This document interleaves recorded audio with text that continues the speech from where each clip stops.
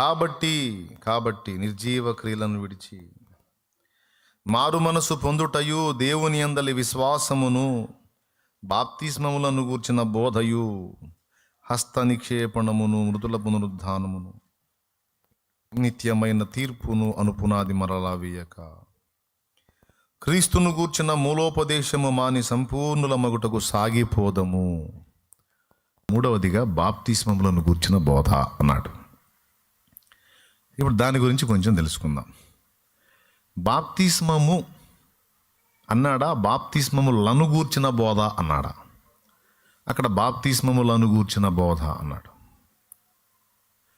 ల అనే పదం వాడినప్పుడు, బాప్తిస్మములు వాడినప్పుడు బహువచనం, బాప్తిస్మము అంటే ఏకవచనం.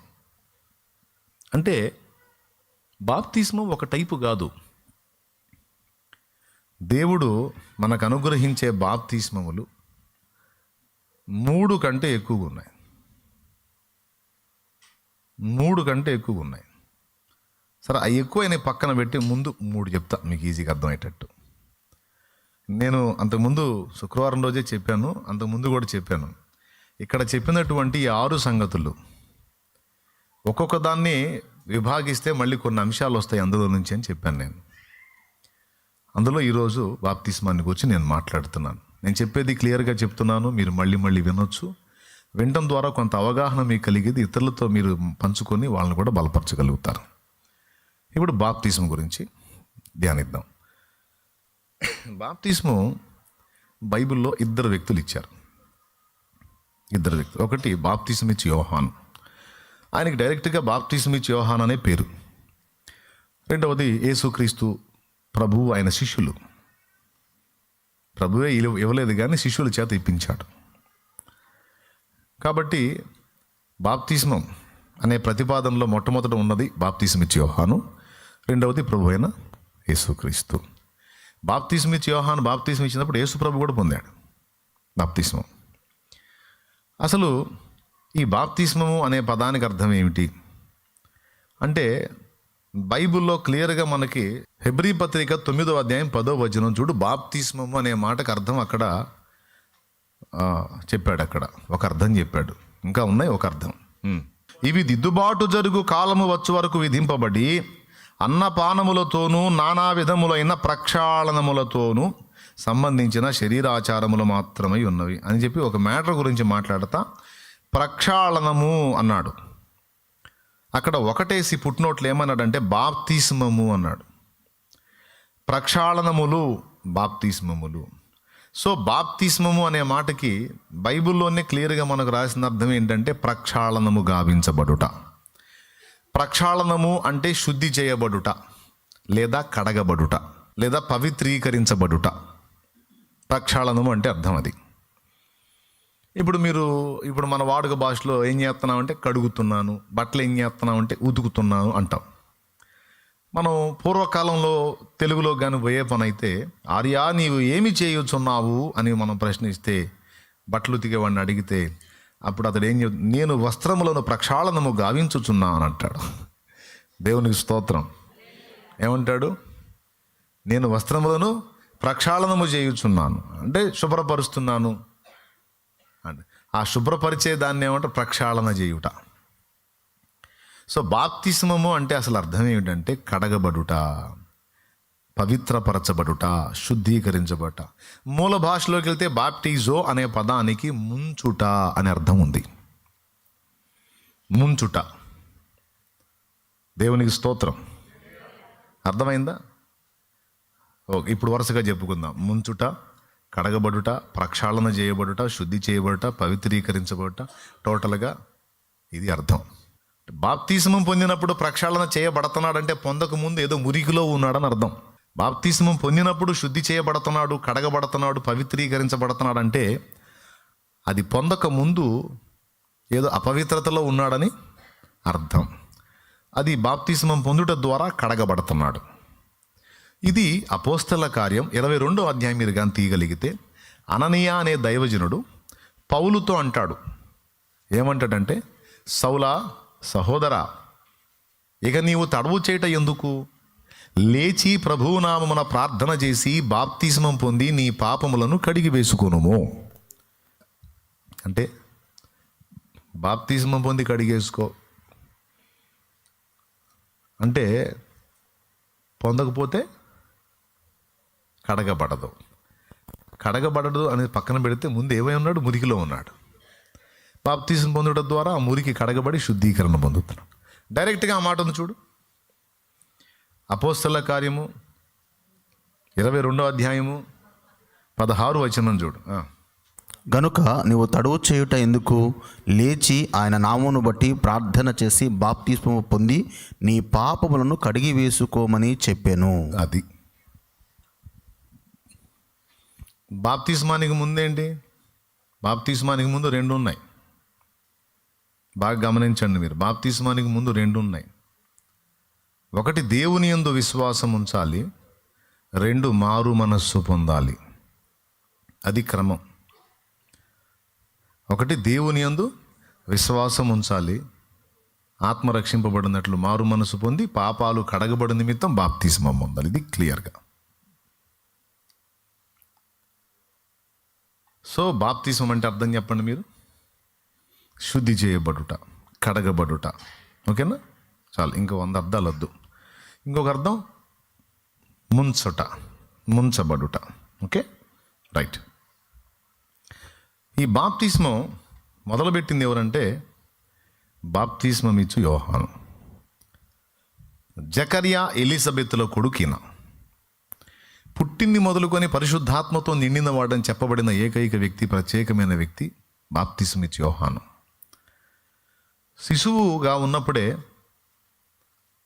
అరణ్యములో ఎదిగి ఇశ్రాయేలుకు ప్రత్యక్షమగు వరకు అరణ్యపు అనుభవంలో బ్రతికిన వాడు బాప్తిస్మం ఇచ్చు యోహాను. దైవజనుడి కొడుకు, యాజకుడి కొడుకు, అన్నీ అనుభవించవచ్చు. మంచి డ్రెస్ వేసుకోవచ్చు. తర్వాత జకర్యా తర్వాత వంశక్రమంలో యాజకత్వపు హక్కు కలిగిన వాడు. కానీ అందుకోసం రాలాయన. గాబ్రియల్ దూత ప్రత్యక్షమై జకర్యాతో చెబుతాడు, నీ ముసలితనమందు నీ భార్య నీకు కుమారుణ్ణి గంటుంది, అతనికి యోహాను అను పేరు పెడతావు. అతడు తండ్రుల హృదయము పిల్లల తట్టును, పిల్లల హృదయము తండ్రుల తట్టును తిప్పి ప్రభువు మార్గమును సరళపరిచేవాడవుతాడు. అతడు పుట్టినందున నీకు మహా ఆనందము కలుగుతుంది, అతడు పుట్టినందున అనేకులు సంతోషించెదరు అని ముసలితనములో నిండు వృద్ధాప్యంలో జకర్యాకి చెప్పి ప్రవచనాత్మకంగా ఇచ్చినటువంటి కుమారుడు బాప్తిస్మం ఇచ్చు యోహాను. ఊళ్ళో ఉండి అన్ని హోదాలు అనుభవించవచ్చు, వెలగబెట్టవచ్చు, కానీ ఏం పట్టించుకోండి. అరణ్యాపు అనుభవంలోనికి వెళ్ళి అక్కడ అడవి తేనె, మిడతల్లో ఒక జాతి ఉంది, మనుషులు తినే మిడతలై. ఆ విధమైన మిడతలు తింటూ అడవి తేనె తాగుతూ ఒంటి మీద కూడా ఒంటె తోలు కట్టుకొని ఒక ఆటవిక వ్యక్తిలాగా జీవించాడు బాప్తిస్మం ఇచ్చు యోహాను. మళ్ళీ వాళ్ళ నాన్న యాజకుడి కొడుకు. కానీ బాల్యం నుంచే సమర్పణ, దేవునికి అంకితం అయిపోయాడు. భక్తులంతా ఊళ్ళో ఉంటే ఈయన అడవిలో ఉన్నాడు. ఆశ్చర్యం ఏంటంటే దేవుని వాక్యం అరణ్యంలో ఉన్న యోహాను వద్దకు వచ్చింది. అరణ్యపు అనుభవంలో ఉన్న యోహాను వద్దకు వచ్చింది. ఆ వాక్కు తీసుకొని వచ్చాడు. ఇక బాప్తిస్మం మొదలుపెట్టాడు. ఏమని? సర్పములారా, సర్ప సంతానమా, మీకు బుద్ధి చెప్పిన వాడెవడు? గొడ్డలి చెట్ల వేరన ఉంచబడి ఉన్నది, మంచి ఫలములు ఫలించని ప్రతి చెట్టు నరకబడి అగ్నిలో వేయబడును. కాబట్టి మీరు మారు మనసు పొంది దేవుని వైపు తిరగండి, మీ తప్పుడు నడత దిద్దుకొని దేవునికి లోబడండి అనే పిలుపుతో వచ్చేసాడు యోర్దాను నది ఒడ్డుకి. అప్పటిదాకా అరణ్యపు అనుభవంలో ఉన్న ఈ వ్యక్తి వచ్చి దేవుని వాక్యాన్ని ప్రకటిస్తూ హెచ్చరిక ఇస్తున్న దాన్ని బట్టి ప్రజలు తండోపతండాలుగా వచ్చి అతడి మాటలు విని అనేకులు మారు మనసు పొంది బాప్తిజం పొందడానికి వచ్చారు. దేవునికి స్తోత్రం కలుగును గాక. హల్లెలూయా. బాప్తిస్మం ఇచ్చి యోహాను బాప్తిస్మం ఇచ్చాడు, అది ఆత్మను రక్షించిద్దా? యేసు ప్రభు ఇచ్చిన బాప్తిస్మం రక్షించిద్దా? అంటే వినండి, యేసయ్య సీన్లోకి రాకముందు వరకు, అంటే బాప్తిస్మం ఇచ్చు యోహాను టైం వరకు మారు మనస్సు అనే దానికి దేవుడు పెద్ద పీట వేశాడు. ప్రతి తరములోనూ ప్రతి జనములోనూ తప్పుడు నడతలో నడుస్తున్న మనుషులందరికీ కూడా దేవుడు మారు మనసును ప్రకటించాడు. అన్యుల్ని మినహాయిస్తే ముఖ్యంగా ఇశ్రాయేలుకు ప్రారంభం నుండి బాప్తిస్మిచ్చి యోహాను వరకు తరచుగా మారు మనసు పొందండి అని పిలుపునిచ్చాడు ఇశ్రాయేలుకి. అర్థమైందా? మారు మనసు పొంది నా వైపు తిరగండి ఎందుకు పిలవాల్సి వచ్చిందంటే, వీళ్ళు తరచుగా తిరుగుబాటు చేసే ప్రజలు. మరి లోకాన్ని రక్షించడానికి రక్షకుడేమో ఈ జనాంగంలో నుంచే రావాలి, ఇది దేవుని ప్రణాళిక. వీళ్ళు చూస్తేనే తడవకి విగ్రహారాధనకు పోతారు, చెత్త చెత్త పనులని చేస్తుంటారు, చెత్త పనులని చేస్తుంటారు వీళ్ళు. కాబట్టి తరచుగా వీళ్ళని మీరు పాత నిబంధన మొత్తం అబ్జర్వ్ చేయొచ్చు, ప్రవక్తల పుస్తకాలన్నీ కూడా అదే మొత్తుకుంటారు. దేవుని ప్రజలారా దేవుని వైపు తిరగండి, మారు మనసు పొందండి, దేవుని వైపు తిరగండి, మారు మనసు పొందండి. ఎందుకంటే రక్షకుడు వాళ్ళలో నుంచే రావాలి. ఇక అన్యజనుల విషయానికి వచ్చేటప్పటికి వాళ్ళకి ధర్మశాస్త్రం దేవుడు ఇవ్వలేదు కనుక మనస్సాక్షే ధర్మశాస్త్రం వాళ్ళకి. బాగా వినాలి, అన్యజనులకి దేవుని గ్రంథము దేవుని వాక్యం లేని అన్యజనులకి మనస్సాక్షే ధర్మశాస్త్రం. ప్రతి మానవుడికి ఇశ్రాయేలీయుడు అన్యుడు అనే భేదం లేకుండా అందరికీ మనస్సాక్షి ఇచ్చాడు. ఇచ్చాడా ఇలేదా? ఇశ్రాయేలుకి ఇంకా స్పెషల్ ఏంటంటే ధర్మశాస్త్రం ఇచ్చాడు. ధర్మశాస్త్రాన్ని విడిచి తిరిగేటువంటి వాళ్ళని ధర్మశాస్త్రం కిందకి రండి అని పిలుచుట మారు మనస్సు. అంటే విచ్చలవిడిగా జీవించడం కాదు, నా వాక్యం కిందికి రండి, వాక్యానుసారంగా బ్రతకాలి మీరని పిలిచినప్పుడు వాళ్ళు లోబడి వచ్చుట మారు మనస్సు. అన్యజనుల విషయానికి వచ్చేటప్పటికి మనస్సాక్షిని అనుసరించి వాళ్ళు తప్పుడు క్రమంలోకి వెళ్లకుండా జాగరూకులై బ్రతకాలి. అప్పుడు రోమాపత్రిక నెరవేరుద్ది. ధర్మశాస్త్రం గలవానికి ధర్మశాస్త్రమును అనుసరించి తీర్పు, ధర్మశాస్త్రము లేని వానికి ధర్మశాస్త్రము లేకయే తీర్పు. కాబట్టి అన్యజనుల సంగతి పక్కన పెడితే ఇశ్రాయేలు జనాంగం విషయానికి వచ్చేటప్పటికి ధర్మశాస్త్రాన్ని అనుసరించి బ్రతుకున్నట్లు వాళ్ళు మారు మనసు పొంది తిరగాలి. ఇప్పుడు ధనవంతుడు లాజరు స్టోరీ మీకు చెప్తా. ధనవంతుడు లాజరు స్టోరీ మీకు తెలుసుగా. ధనవంతుడు బహుగా సుఖపడ్డాడు, బీద లాజరు యాతన పడ్డాడు. కానీ ధనవంతుడి ఇంటి వాకిట పడి ఉన్నాడండి బీద లాజరు. ఎందుకు? ఈ ధనవంతుడి ఇంటి నుండి ఊడ్చేటువంటి ఆ కసువులో అన్ని రొట్టె ముక్కలు వస్తే ఆ రొట్టె ముక్కలు తిని కడుపు నింపుకుందామన్న ఆశతో ఈ బీద లాజరు వచ్చి ధనవంతుడి ఇంటి వాకిట పడున్నాడు. ఆ రొట్టె ముక్కలతో ఆకలి కొనగోరిందని రాస్తుంది, కానీ ఆకలి తీర్చుకోనేను అని లేదు. ఎందుకంటే ఒక రొట్టె తుంపు కూడా బయటికి రాదు. పేరుకి ధనవంతులు, పిసినారి బతుకులు. రొట్టె తుంపు కూడా బయటికి రాలా. అంటే మెతుకుపోతే బతికే పోయిద్ది అనుకునే దరిద్ర కొట్టు జీవితాలు. మళ్ళీ వీళ్ళెవరు? అన్యులా? కాదు, ఇశ్రాయేలీయుడే ఈ ధనవంతుడు, అబ్రహాం సంతతే. ఈ లాజరు కూడా అందులో వాడే. ధర్మశాస్త్రం ఏం చెప్పిందంటే, నీ సహోదరుడు ఆకలి కొని ఉంటే వానికి ఆహారమునకివ్వు. వాని వస్త్రం ఒకవేళ వాడికి ఇబ్బందిగా ఉండి నీ దగ్గర కుదవ పెడితే సూర్యుడు అస్తమించే లోపు నీకు ధనం చెల్లించి తీసుకొని వెళ్ళగలిగితే వెళ్తాడు. వెళ్ళలేకపోతే వాడిని పిలిచి వాని వస్త్రం వానికి ఇవ్వు. ఎందుకంటే ఆ రాత్రి వాడు చలిలో పండుకొనును కదా. కాబట్టి సహోదరుని ప్రేమించు, వాడిని ఆదరించు, వాని ఇబ్బందిలో పరామర్శించు. వాని వస్తువు ఏదన్నా కుదవ పెట్టుకుంటే అదే వాడికి ఆధారం అయితే వాడికి ఇచ్చేసేయి. నీ సహోదరుణ్ణి కనికరించు, ప్రేమ కలిగి మసలుకు. ఇప్పుడు ఈడు ఇశ్రాయేలీయుడే, ఆ వాకిట్లో ఉన్నోడు ఇశ్రాయేలీయుడే. ఇద్దరు దేవుని జనాంగంలోని వ్యక్తులే. ఇద్దరు విశ్వాసమును బట్టి అబ్రహాం సంతానమే, శరీరమును బట్టి కూడా అబ్రహాం సంతానమే. అయినప్పుడు మరి వాడు అంత సంపన్నుడై ఉండి వీడు కనీసం రొట్టె ముక్క కూడా లేకుండా ఇబ్బంది పడుతుంటే వీడు పెట్టాలా లేదా? వీడు పెట్టలా, దరిద్రుడు. ఈ కక్కురుతోటి పెట్టలా. అక్కడ ఏం చేయాలా? ధర్మశాస్త్రంలో దేవుడు చెప్పిన ఏంటంటే సహోదరుడిని పరామర్శించాలి, ప్రేమ చూపాలి, వాడికి ఆతిథ్యం ఇవ్వాలి, రోగి అయితే వాడికి ఏదన్నా బాగు చేయించాలి, వాడికి అంత ఆహారం పెట్టాలి, వస్త్రం ఇవ్వాలి, ఇవన్నీ కూడా రూల్స్. అయినా ధర్మశాస్త్ర గ్రంథంలో రాయబడకపోతే మాత్రం మనస్సాక్షి కూడా తెచ్చింది కదండి ప్రతి ఒక్కళ్ళకి. ఏంటి మనస్సాక్షి అన్నది కూడా తెచ్చిందిగా. అరే వాడు ఆకలితో చేస్తున్నాడు, వాడికి ఆహారం లేక ఇబ్బంది పడుతున్నాడు అంటే కనీసం మానవతా దృక్పథంతో అయ్యో పాపం అనైనా చేయాలి కదండి.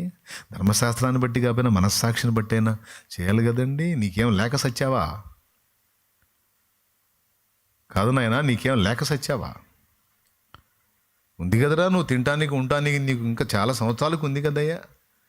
లేనివాడు నీ ఇంటి ముందుకు సరే వాడికి కొంత రొట్టె ముక్క పెట్టండిరా అనాలి కదా. వీడట పెట్టేవాడు కాదు.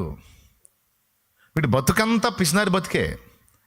ఆ రూపాయిని పాపాయలాగా ప్రేమించి పాపాయి రూపాయి అనుకుంటే ప్రేమించే వాడు కుప్ప వేశాడు.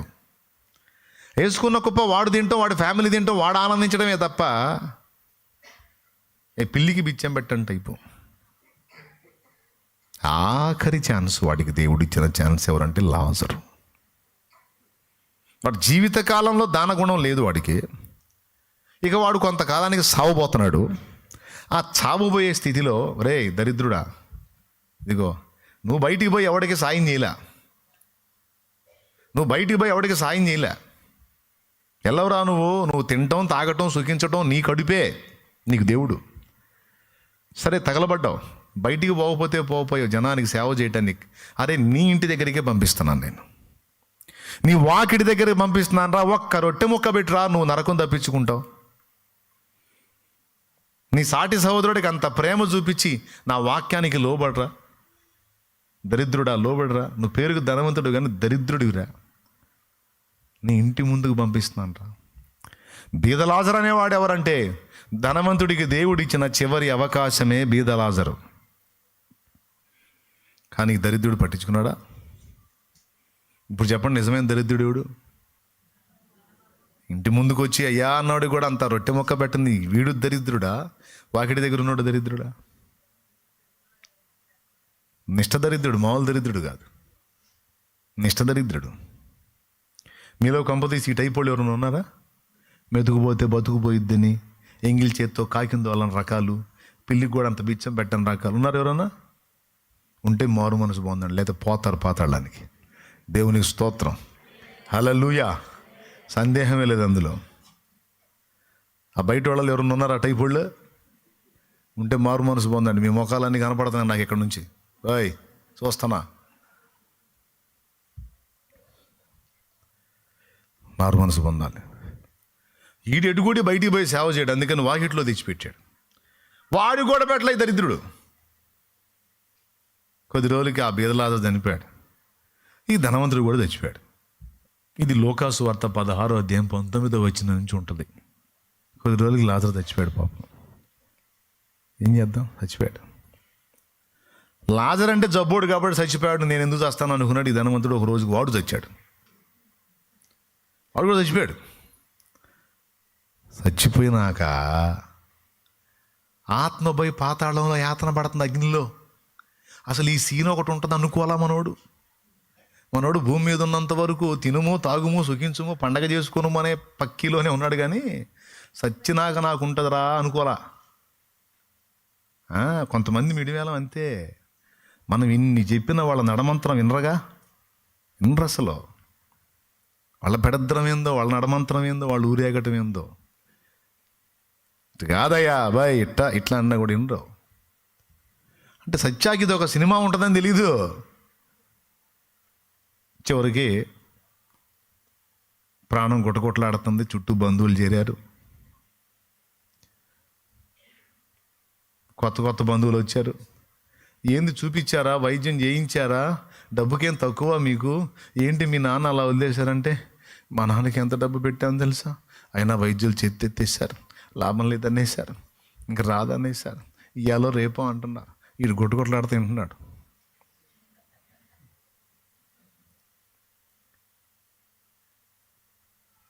ఇక ఆ ఇల్లు, ఆ డబ్బు, ఆ బంగ్లా, ఆ కుటుంబం, ఆ సంపద అంతా చూసుకుంటా ఎంత చూసుకుంటే మాత్రం ఈవిడాపుతాడేంది?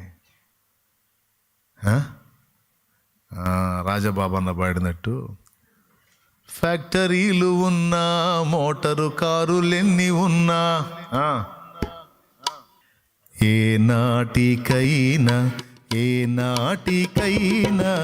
ఈ కాయము మాయమగుటే కాయము.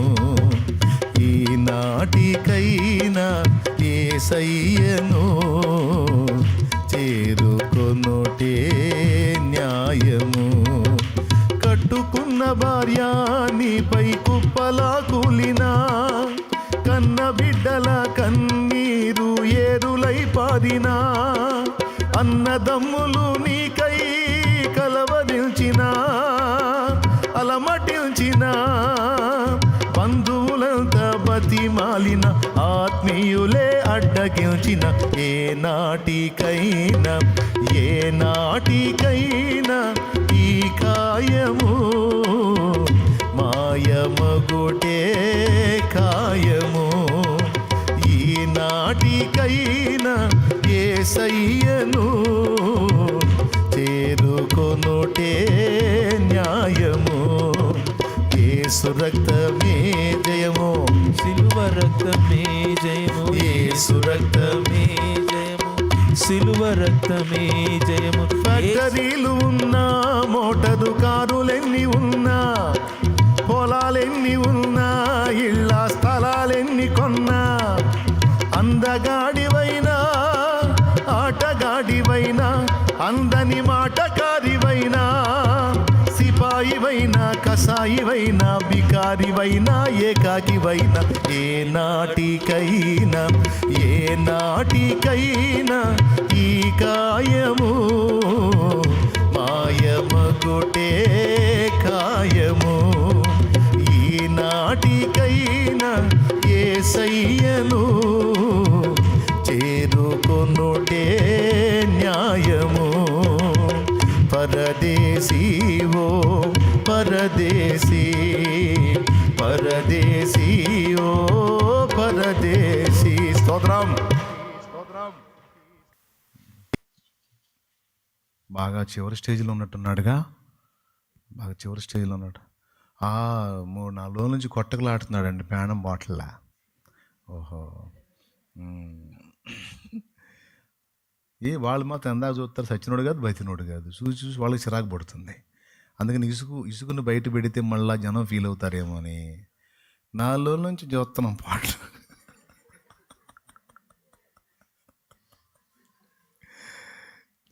ఇవన్నీ సీళ్ళన్నీ వింటూ ఉన్నాడు. అరే వీళ్ళందరూ నాకుంటారు, ఈ ఇల్లు నాకుంటుంది, డబ్బు నాకుంటుంది అనుకుని ఇప్పుడు అందరిని వదిలిపెట్టిపోవాలి కదా. 2 రకాలు చేస్తున్నాడు వాడు, మానసికంగా చేస్తున్నాడు, శారీరకంగా చేస్తున్నాడు. స్తోత్రం. ఏమమ్మా, నా ఇల్లు ఈ ఇల్లు ఉండదు, ఈ ఇల్లు ఉండదు. చివరికి వాళ్ళందరూ ఇక శ్వాస ఆగుతుంది, చీకటి గమ్ముతుంది, ఎవరో తనను లాక్కుపోతున్న అనుభూతి కలిగింది, శరీరం నుండి ఆత్మ వేరైంది. కట్ చేస్తే నరకంలో, పాతాళం అగ్నిలో ఒక్కసారిగా తొయ్యబడ్డట్టు పోయి పడ్డాడు. చచ్చిపోయిన తర్వాత ఏముండదు అనుకున్నాడు బిడ్డ, చచ్చిపోయిన తర్వాత ఏముండదు అనుకున్నాడు. ప్రాణం పోతుంది అడిగిపోయేది పాతాళానికి పోయింది. కళ్ళు తిరిగిస్తే చుట్టూ అగ్నే. సద్దామంటే సావట్లా, బతుకుదామంటే ప్రశాంతంగా లేదు, మంటలు పడుతుంది. చేయి గాలితే ఎట్టుంటుంది, హాయిగా ఉంటుందా? స్టవ్ దగ్గర కాల్చుకుంటుంటారు అప్పుడప్పుడు. ఎప్పుడన్నా సడన్గా నిప్పు తగిలి ఒకసారి తగిలితేనే కాసేపు మాట. అట్లాంటిది అచ్చంగా అగ్నిగుండంలో పడ్డాడు. అగ్నిలో పడ్డా కాసేపట్లో కాలి బూడిదైపోతాను అంటున్నాడు. కాలట్లా అంటే అగ్ని ఆరదు, అది సీన్. ఇక చూస్తున్నాడు, ఎటన్నా బయటపడదామని చూస్తున్నాడు, అంతు దొరకట్లా. ఇది కహానీ కాదు, వాస్తవం. కహానీలు ఏసై చెప్పడు, కథలు ఏసై చెప్పడు, వాస్తవాలు మాట్లాడతాడు. ఎందుకంటే సృష్టించిన వాడాయన, అన్ని చూసిన వాడాయన. ఇంకెంత తనలాడి కనులెత్తి చూస్తే అక్కడ అబ్రహాము, వాళ్ళ ఇంటి ముందు పడున్న బీద లాజరు అందరూ కనపడుతున్నారు అక్కడ. మిగిలిన వాళ్ళందరూ బ్లర్ అయిపోయి వీళ్ళిద్దరు బాగా కనపడుతున్నారు. అబ్రహాం కనపడుతున్నాడు, అబ్రహాం రొమ్మునున్న బీద లాజరు కనపడుతున్నాడు. ఏసాడు కేక బిడ్డ, తండ్రివైన అబ్రహామా, తండ్రివైన అబ్రహామా, ఏమి నా కుమారుడా, నేను అక్కడికి వచ్చే ఛాన్స్ ఏమన్నా ఉందా? కనపట్టలేదా? కుదరదురా బాబు, అగాధం ఉంది.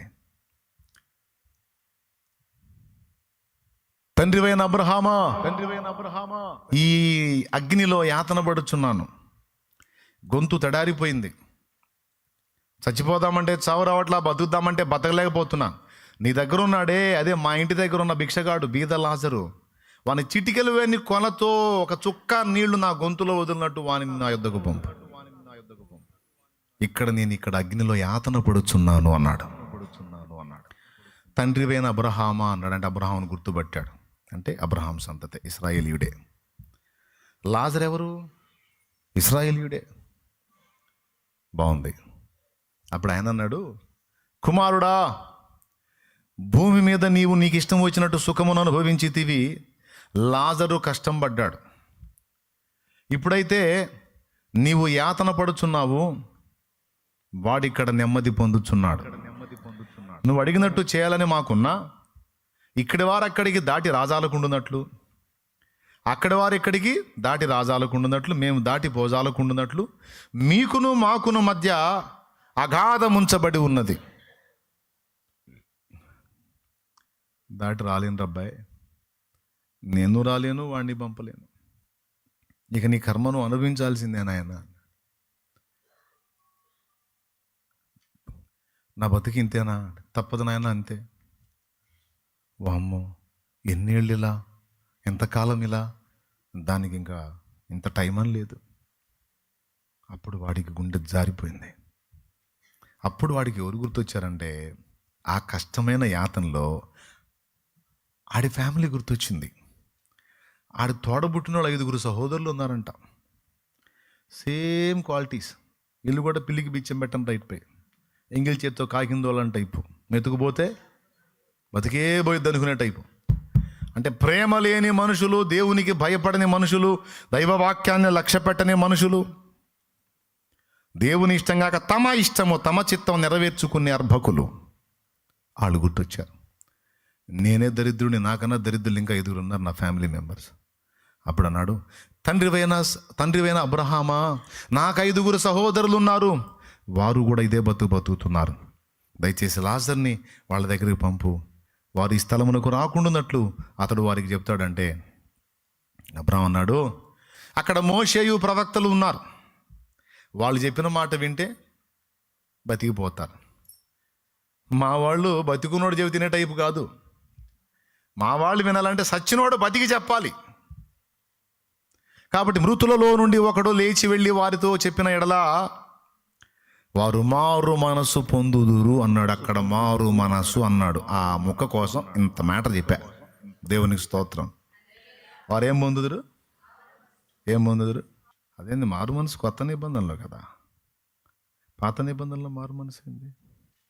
ఎప్పుడైనా పాత నిబంధనలోనైనా క్రొత్త నిబంధనలోనైనా విలువ దేనికంటే దేవుని మాట ఏదైతే ఉందో దానికి విధేయత చూపటమే విశ్వాసము, విలువ. దేవుని మాటను గౌరవించి అలాగున బ్రతకటమే ప్రాముఖ్యం, విశ్వాసం. దేవుని మాట చొప్పున చేయకపోతే అది విశ్వాసం లెక్కలోకి రాదు. మృత విశ్వాసం అంటారు దాన్ని. ఏ విశ్వాసం? ఇప్పుడు కొత్త నిబంధనలో మనకి యేసుప్రభు వేరే చెప్పాడు, పాత నిబంధనలో అయితే వాళ్ళకి ఏం చెప్పాడు? ఈరోజు మనకు చెప్పినవన్నీ వాళ్ళకి లేవు, కొన్ని ఉన్నాయి వాళ్ళకి, అవి చెయ్యాల. అందులో సహోదరుని ప్రేమించమన్నాడు. ప్రేమ లేకపోవటం, తన ఇష్టం ఎత్తుకోవటమే కానీ పంపిన వాని చిత్తాన్ని పట్టించుకోకపోవటం, బ్రతుకంతా సుఖం కొరకైనా వెంపర్లాట్లో జీవించడం, ఈ 3 కూడా మనకు నష్టాన్ని కలిగించాయి. మరి ధనవంతుడు కానీ వాని బ్రదర్స్ కానీ అదే చేశారు. కాబట్టి వీళ్ళు మారు మనసు పొందాలంట. ఏ విషయంలో మారు మనసు పొందాలంటే, ఏ విషయంలో వాళ్ళు దేవుని మాటలు పెడచెవిని పెట్టి బ్రతుకుతున్నారో ఆ విషయంలో వాళ్ళు దిద్దుకొని మారు మనసు పొందాలి. బాప్తిస్మమిచ్చు యోహాను ప్రకటించిన మారు మనసు అది.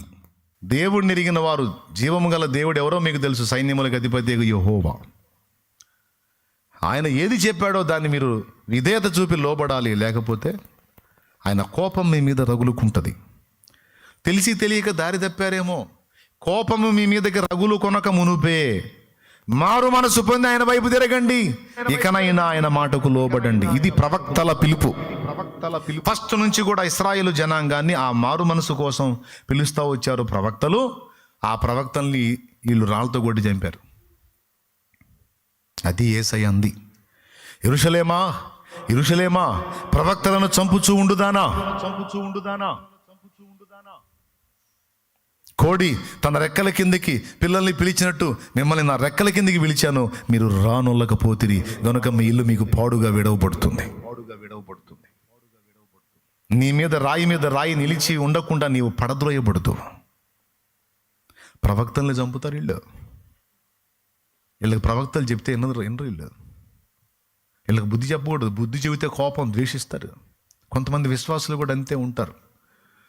ఇది కాదు పద్ధతి ఇది అని అయ్యగారు చెప్తే, ఏంది ఆయన అసలు అట్ట చెప్పటం ఏంది అసలు ఆయన అనుకుంటూ తిరుగుతుంటారు కొంతమంది. ఇది దరిద్ర విశ్వాసులు వీళ్ళు. మర్యాదగా చెప్పిన మాట విని, దైవజనం నుంచి దేవుడు పలికించిన మాట విని మారు మనసు పొంది దిద్దుకోవాలి బతుకుని. అంతేగాని ఆయన మమ్మల్ని కామెంట్ చేస్తున్నాడు, మాకు దిద్దుబాటు చెబుతున్నాడు, ఆయన మంచోడా అయింది. ఆయన మంచితనం దేవుడు చూసుకుంటాడు. సోది మొహం నీకెందుకో, నీకు చెప్పిన మాటని దిద్దుకో. మారు మనసు పొందమన్నాడు, మారు మనసు పొందు. నువ్వు సరి చేసుకోమని నీకు చెబితే నువ్వు ఏదో వెతుకుతావేంది? ఇది ఇశ్రాయేలు నేచర్, తిరుగుబాటు ధోరణి. ఫలితంగా ఎవరు నాశనం అయ్యారు? కాబట్టి ధనవంతుడికి చెప్పాడు కదా, వాడేం చెప్పాడు? దేవుడు చెప్పిన మాట వినరాయా, నేను వెనకాడికి వచ్చాను, నా 5 సహోదరులు కూడా నాకంటే దరిద్రంగా బతుకుతున్నారు, వాళ్ళు కూడా దేవుడి భయం లేదు, దేవుడి ఇష్టం కాదు వాళ్ళు చూసేది, వాళ్ళ ఇష్టమే. లోకస్తులు అంటారు చూడు, నా ఇష్టం వచ్చినట్టు నేను ఉంటా, నా ఇష్టం వచ్చినట్టు నేను పోతా, నువ్వెవడవాయ్ అంటారు కదా. ఈ నా ఇష్టం అనే వాళ్ళందరూ కొంచెం ఆలోచించాలి. దేవుని ఎరక్కముందు నీ ఇష్టం, దేవుని ఎరిగిన తర్వాత దేవుని ఇష్టం, అది నెరవేర్చాలి. నా ఇష్టమిదిగో ఇది నీ ఇష్టముగా చేయు, నా ఇష్టమికగాదది, నా ఇష్టమిదిగో ఇది నీ ఇష్టముగా చేయు, నా ఇష్టమికగాదది. దేవునికి స్తోత్రం. ఏ పాట? నా ఇష్టం ఇదిగో ఇది నీ ఇష్టముగా చేయ, నా ఇష్టం ఇక కాదది. అయ్యా నా ఇష్టం వద్దయ్యా, నా బతుకులో నీ ఇష్టమే సిద్ధించాలి. ధనవంతుడు వాడి తమ్ముళ్ళు వాళ్ళు అదే నా ఇష్టం, దేవుడి మాట వినరు. అందుకని వీడు చెబుతున్నాడు, వాళ్ళు దేవుని మాట వినరాయా. ఈ లాజరు పోయి చెబితే మారు మనసు పొందుతారు, ఇక దేవుడికి లోపడతారు. బాప్తిస్మిచ్చి యోహాను పిలిచి, రైలారా రండి, సర్పములారా సర్ప సంతానమా మీకు బుద్ధి చెప్పిన గొడ్డలి చెట్ల వేరను ఉంచబడి ఉన్నది, మంచి ఫలములు ఫలించని ప్రతి చెట్టు నరకబడి అగ్నిలో వేయబడుతుంది, జాగ్రత్త, సస్తారు, నరకానికి పోతారు. రండి మారు మనసు పొందండి. చెప్పండి, ఇక నుంచి నేను దేవునికి విధేయత చూపుతాను, దేవుడు చెప్పిన ప్రకారం బ్రతకడానికి నన్ను నేను అప్పగించుకుంటున్నాను అన్నాడు. అలా రండిరా, బాప్తిస్మం ఇస్తాను రండి అని మారు మనస్సు విషయమైన బాప్తిస్మం ఇచ్చి యోహాను ఇచ్చినది. ఓకేనా? స్తోత్రం. ఆ మాట ఆయనే చెప్పాడు, మారు మనసు కోసం నేను మీకు బాప్తిస్మం ఇస్తామానని. ఇక యేసు ప్రభు వచ్చాడు. యేసు ప్రభు 2 చేశాడు. ఒకప్పుడేమో బాప్తిస్మం ఇచ్చి యోహాను వరకేమో ఇశ్రాయేలుకి ఒక ఆఫర్ ఉంది, వాళ్ళు దేవుడు చెప్పిన మాట విని దేవుడి వైపు తిరిగితే వారికి చాలు. ఇక క్రొత్త నిబంధనలో వారికి మనకి ఇంకా డబల్ ఆఫర్ ఏంటంటే యేసు రక్తం. యేసు రక్తం, యేసు రక్తం, యేసు రక్తం. వాళ్ళకి మనకి అన్యజనులకి అందరికీ కూడా ఇక యేసు రక్తము చిందించబడటానికి సిద్ధమైంది. యేసు ప్రభు ప్రకటించినప్పుడు కూడా యేసు ప్రభు ఏం ప్రకటించాడో తెలుసా? కాలము సంపూర్ణమై ఉన్నది, దేవుని రాజ్యము సమీపించి ఉన్నది, మారు మనసు పొంది సువార్తను నమ్మండి. ఇంతకు యేసు ప్రభు చెప్పిన సువార్త ఏంది? ఇదొక ప్రశ్న. బాప్తిస్మం ఇచ్చి యోహాన్ అంటే అరే వాక్యం వైపు తిరగండి అని పిలిచాడు. మరి యేసు ప్రభు చెప్పిన సువార్త, యేసయ్య కూడా వాక్యం వైపు తిరగమనే పిలిచాడు. యేసు ప్రభు పిలిచిన వాక్యం ఏంటంటే ఆయనను గూర్చి చెప్పినటువంటి ప్రవచనాలు ఏమున్నాయో, ప్రభువుని గూర్చిన ప్రవచనాలు ఏవైతే ఉన్నాయో అది కూడా వాక్యమే. దాన్ని మీరు ఎరగాలి. దేవుడు చెప్పిన ప్రకారం మీరు విధేయత చూపాలి, దేవునికి లోబడాలి. రండి, పాపమును వదిలిపెట్టండి, శాపగ్రస్తమైన చర్యలు వదిలిపెట్టండి, ఆచారాల సంబంధించిన భక్తిని వదిలిపెట్టి ఆత్మీయతలోకి రండి. దేవుని రాజ్యం సమీపిస్తుంది. ఇదిగో అక్కడ దేవుడు, ఇక్కడ దేవుడు, ఇక్కడ దేవుడు, అక్కడ దేవుడు కాదు. నీవే దేవాలయం, నీవే దేవాలయం. ఇదిగో విశ్రాంతి దినం ఆచారం కాదు, నేనే విశ్రాంతి దినం. చూడండి, నన్ను చూడండి, నా వైపు చూచి రక్షణ పొందండి. నా వైపు చూచి నా యొద్దకు రండి. ఇదే శుభవార్త. యేసయ్య పిలిచింది, రండి నా యొద్దకు రండి. రండి రండని పిలిచిన దేవా, మండే గుండెను ఆర్పుము ప్రభువనా మండే అని ఒక ఆయన పాడాడు. ఇంకొక ఆయన అన్నాడు, రండి రండి యేసుని యొద్దకు రమ్మనుచున్నాడు. రండి రండి యేసుని యొద్దకు. ఆడు ప్రయాసపడి భారము మోయువారలు ప్రభుని చెంతకు పరుగిడి వేగమే. రండి రండి యేసుని యొద్దకు. స్తోత్రం. బాప్తిస్మం ఇచ్చే యోహాను దేవుని వాక్యం దగ్గరికి రమ్మని పిలిచాడు, విధేయత చూపమని పిలిచాడు. రెండోది ఇంకోటి ఏం చెప్పాడు తెలుసా? ఇదిగో రక్షకుడు ఈయనేరా అని పరిచయం చేశాడు. ఎవరిని? నేను నీళ్లలో మీకు బాప్తిస్మం ఇచ్చుచున్నాను, కానీ నా వెనక వచ్చేవాడు పరిశుద్ధాత్మలోను అగ్నిలోను మీకు బాప్తిస్మం ఇచ్చును. ఆయన చెప్పుల వారుని విప్పుటకైనను నేను అర్హుణ్ణి అని ఈ మాటలు చెప్తుండగానే వచ్చున్నాడు అక్కడ. రాజాదిరాజు వచ్చున్నాడు అక్కడ, జనాల్లో ఉన్నాడు. వచ్చి సామాన్యుడిలాగా నిలబడి ఉన్నాడు. విశ్వాన్ని నిర్మించిన నిర్మాణకుడు, జగత్తును సృష్టించిన సృష్టికర్త మరియమ్మ కడుపులో ఒక అణువుగా ప్రవేశించి, అణువు కంటే చిన్న స్థితిలో ప్రవేశించి 6 అడుగుల వ్యక్తి అయి, సామాన్య మానవుడై, ఒక చెక్క పని చేసుకునే వడ్రంగిలాగా కనపడి, అదిగో సమయం వచ్చినప్పుడు యోర్దాను ఒడ్డుకు వచ్చేస్తున్నాడు. అదుగో ఆయన వచ్చుచున్నాడు, అదుగో ఆయన వచ్చుచున్నాడు, ఆయన పాదములకున్న చెప్పుల వారు విప్పడానికి కూడా నాకు అర్హత లేదు. ఆయన ఇశ్రాయేలుకు ప్రత్యక్షం అవటానికి నేను బాప్తిసం ఇస్తున్నాను. ఆయన ప్రత్యక్షమైనాక నా పరిచర్య ముగిస్తాను అని యోహాను అర్థం. ఆ మహనీయుడు మీకు ప్రత్యక్షం అయ్యేంతవరకు నేను మిమ్మల్ని పిలుస్తాను, మారు మనసుకి వాక్యానికి లోబడమని పిలుస్తాను. ఆయన వచ్చినాక తర్వాత కర్తవ్యం ఆయన చూసుకుంటాడు. ఆయనకు మార్గం సరళపరిచే దూతను నేను అంటుండగానే వచ్చేసాడు. జనాల్లో గుండా ముందుకు వచ్చాడు. ఆయన చూశాడు. చూస్తానే అర్థమైపోయింది యోహానికి, నేను ఎవరిని గూర్చి చెప్పాను. ఆయన వచ్చేసాడు. ప్రభువా వచ్చేసావా? అంటుండగానే దిగాడు నీళ్ళల్లోకి దిగి నిలబడ్డాడు. అయ్యా, బాప్తిసం పొందడానికి వచ్చాను అయ్యా. వాక్యాన్ని అవిధేయులైన వారికి, పాపం చేసిన వారికి బాప్తిస్మం, పాపిగా పుట్టిన వారికి బాప్తిస్మం.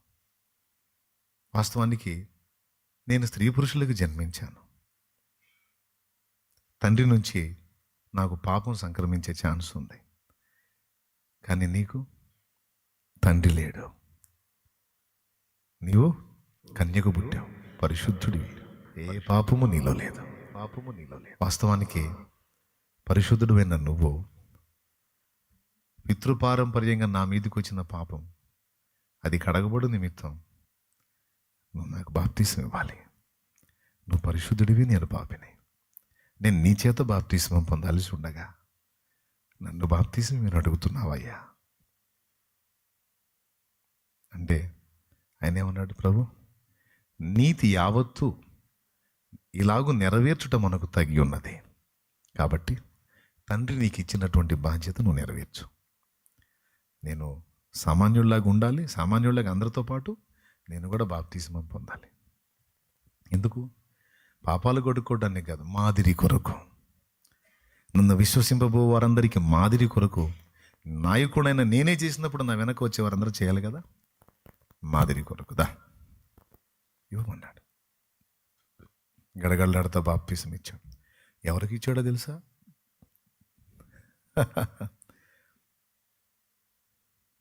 ఎవరికి ఇచ్చాడు? యేసయ్య అంటే ఎవరు? ఆ బాప్తిసం ఇచ్చి యోహాను చేసింది కూడా ఆయనే. దేవునికి మహిమ.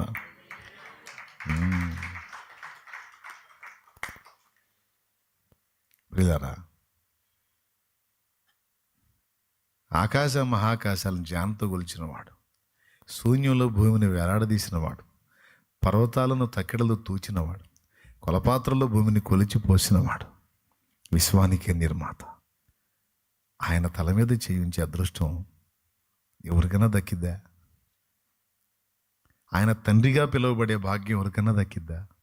ఆ భాగ్యం అద్భుతమైన ఆరాధకుడైన దావీదుకు దక్కింది. దావీదు కుమారుడా అనిపించి దావీదుకు ఆ ధన్యత ఇచ్చాడు. ఆయన మీద చేతులుంచి బాప్తిసం ఇచ్చే ధన్యత యోహానుకు దక్కింది. వీళ్ళిద్దరు కూడా సామాన్యులు కాదు. దేవునికి మహిమ. బాప్తిస్మం పొంది ఎప్పుడైతే పైకి వచ్చాడో అప్పుడు పరిశుద్ధాత్మ పావురాకారంతో ప్రభు మీదికి దిగి రావటం చూశాడు యోహాను. చూసి వాస్తవం తెలుసుకున్నాడు. ఈయన నా ప్రియ కుమారుడు, ఈయన యందు నేను ఆనందించుచున్నాను. నీవు బాప్తిసం ఇచ్చినప్పుడు ఎవరి మీదికి పరిశుద్ధాత్మ దిగివచ్చుట నీవు చూచెదవో ఆయనే నా ప్రియ కుమారుడు, ఆయనే లోక రక్షకుడు, ఆయనే లోక పాపములను మోసుకొని పోవు దేవుని గొర్రె పిల్ల. మరునాడు యోహాను నడుచుచున్న యేసు వైపు చూచి శిష్యులకు, అదుగో లోక పాపములను మోసుకొని పోవు దేవుని గొర్రె పిల్ల అని యేసయ్య వైపు చూపించాడు. దేవునికి మహిమ. ఇప్పుడు చెప్పండి, బాప్తిసం ఇచ్చి యోహాను కూడా ఎవరిని చూపించాడు? ఇప్పుడు విశ్రాంతి కావాల్సిన ఎక్కడికి రావాలి? రక్షణ కావాల్సిన ఎక్కడికి రావాలి? విడుదల కావాల్సిన ఎక్కడికి రావాలి? హితవత్సరము కావాలంటే ఎక్కడికి రావాలి? హితవత్సరమును ప్రకటించి నాకు శుభవత్సరములు దయచేసినావు.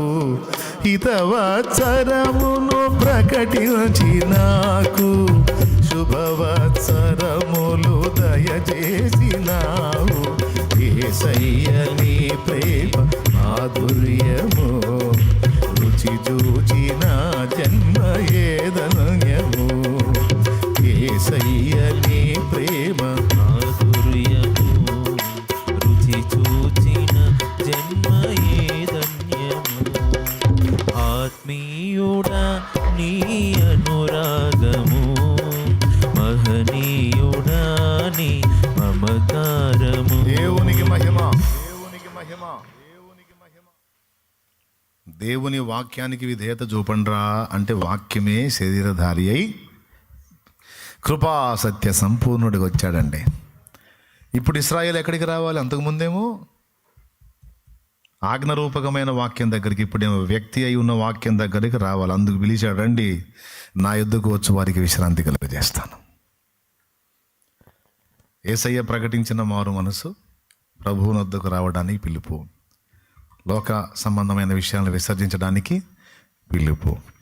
యేసయ్య దగ్గరికి వచ్చినప్పుడు ఒకటి దేవుని మాటకి విధేయత చూపటం, రెండవది యేసు రక్తములో శుద్ధీకరణ పొందటం. 2 అవకాశాలు.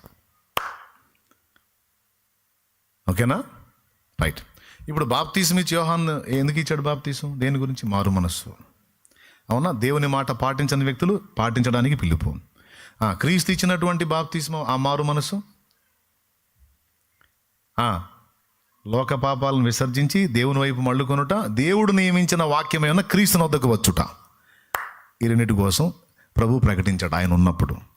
ఇక ప్రభు ప్రాణం పెట్టి తిరిగి లేచిన తర్వాత అపోస్తలులు ప్రకటించింది ఏంటంటే, ప్రభు అయిన యేసునందు విశ్వాసం ఉంచండి, అప్పుడు మీరును మీ ఇంటి వారు రక్షణ పొందుదురు.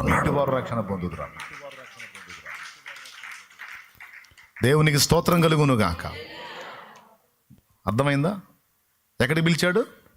ప్రభువుని వద్దకు రండి, ఆయన యందు విశ్వాసం ఉంచండి, మారు మనసు పొందండి, పాప క్షమాపణ నిమిత్తం బాప్తిస్మం పొందండి, ప్రభు వైపు మళ్ళుకోండి, ఆయన రక్తంలో కడగబడండి.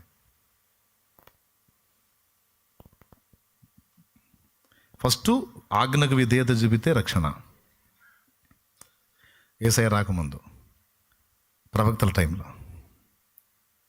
మారు మనసు ఎందుకు పిలిచాడు?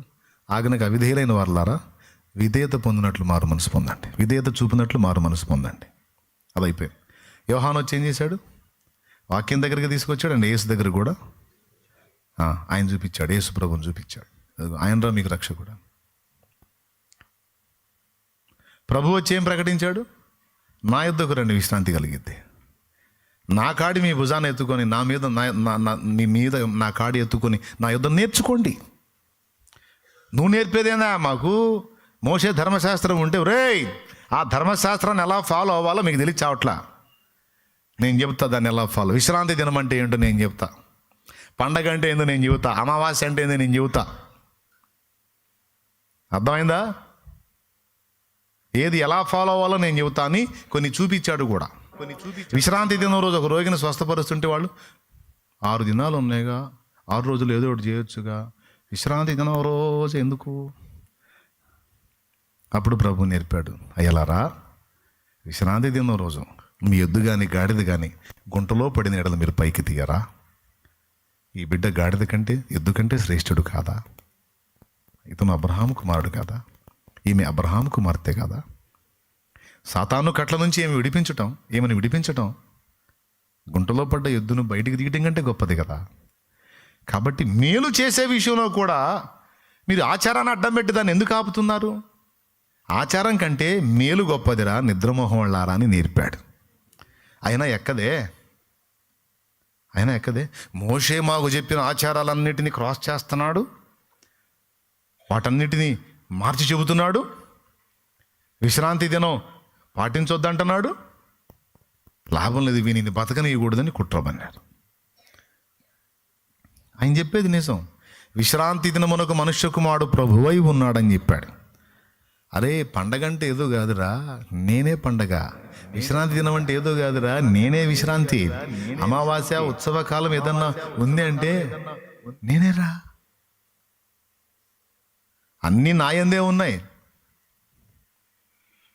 చేశావు పండుగ వెలిగావు, చేశావు పండుగ. దేవునికి మహిమ, దేవునికి మహిమ. 7 పండగలు నాలోనే ఉన్నాయిరా పిచ్చోళ్ళారా. 7 పండగల యొక్క నెరవేర్పు నేనే. ప్రత్యక్ష గుడారములో 7 ఉపకరణముల నెరవేర్పు నేనే. అన్నీ నాలోనే ఉన్నాయి నాయన, నన్ను చూడండి. మీరు వాక్యాన్ని ఆచారంగా తీసుకున్నారు నాయన, ఆత్మీయార్థం నేను నేర్పుతాను రండి. తండ్రి ఇంకా సంతోషపడతాడు రండి అని మాట్లాడితే కక్ష బూనారు. సిలువ వేసి చంపారు. అది కూడా ప్లస్ అయింది. సిలువ వేసి చంపబడిన తర్వాత యేసు రక్తం ಎಲ್ಲ మానవులకు ప్రయోజనకరమైంది.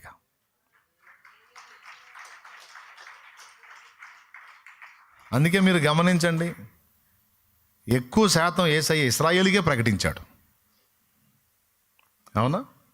ఎక్కువ శాతం యేసయ్య ఎవరికి ప్రకటించాడు? ఇశ్రాయేలుకే ప్రకటించాడు. ఎందుకు? వాళ్ళనే తిప్పాడు.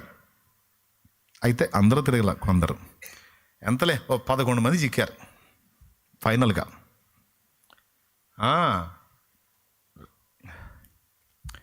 వేల మంది వెంబడించారు. ఫైనల్గా 11 మంది వెళ్ళారు. 12 కానీ ఒకటి తేడా. అప్పచెప్పింది వాడేగా. ఆ 11 మంది నిలబడ్డారు. ఆ 11 మంది ఎదుట సిలువలో ప్రాణం పెట్టి తిరిగి లేచి వారి ద్వారా మరికొంతమందిని దర్శించి బలపరిచి ఇంచుమించు 500 మందికి అగపడ్డాడు పునరుద్ధానం తర్వాత. ఇక ఇప్పుడు యేసు సిలువలో ప్రాణం పెట్టి తిరిగి లేచిన తర్వాత అపోస్తలులు పిలిచిన మారు మనసు ఏంటంటే, పాపం వైపు నుండి మళ్ళుకోండి, రక్షింపలేని వాటిని ఆరాధించడం మానుకుని రక్షకుడై మీ కొరకు వచ్చి ప్రాణం పెట్టి తిరిగి లేచిన యేసునందు, ఆయన సిలువనందు విశ్వాసం ఉంచండి. యేసునందు విశ్వాసం ఉంచుట అంటే యేసు నా కొరకు ప్రాణం పెట్టి తిరిగి లేచాడు, ఆయన నామమందలి విశ్వాసం మూలమున నాకు రక్షణ.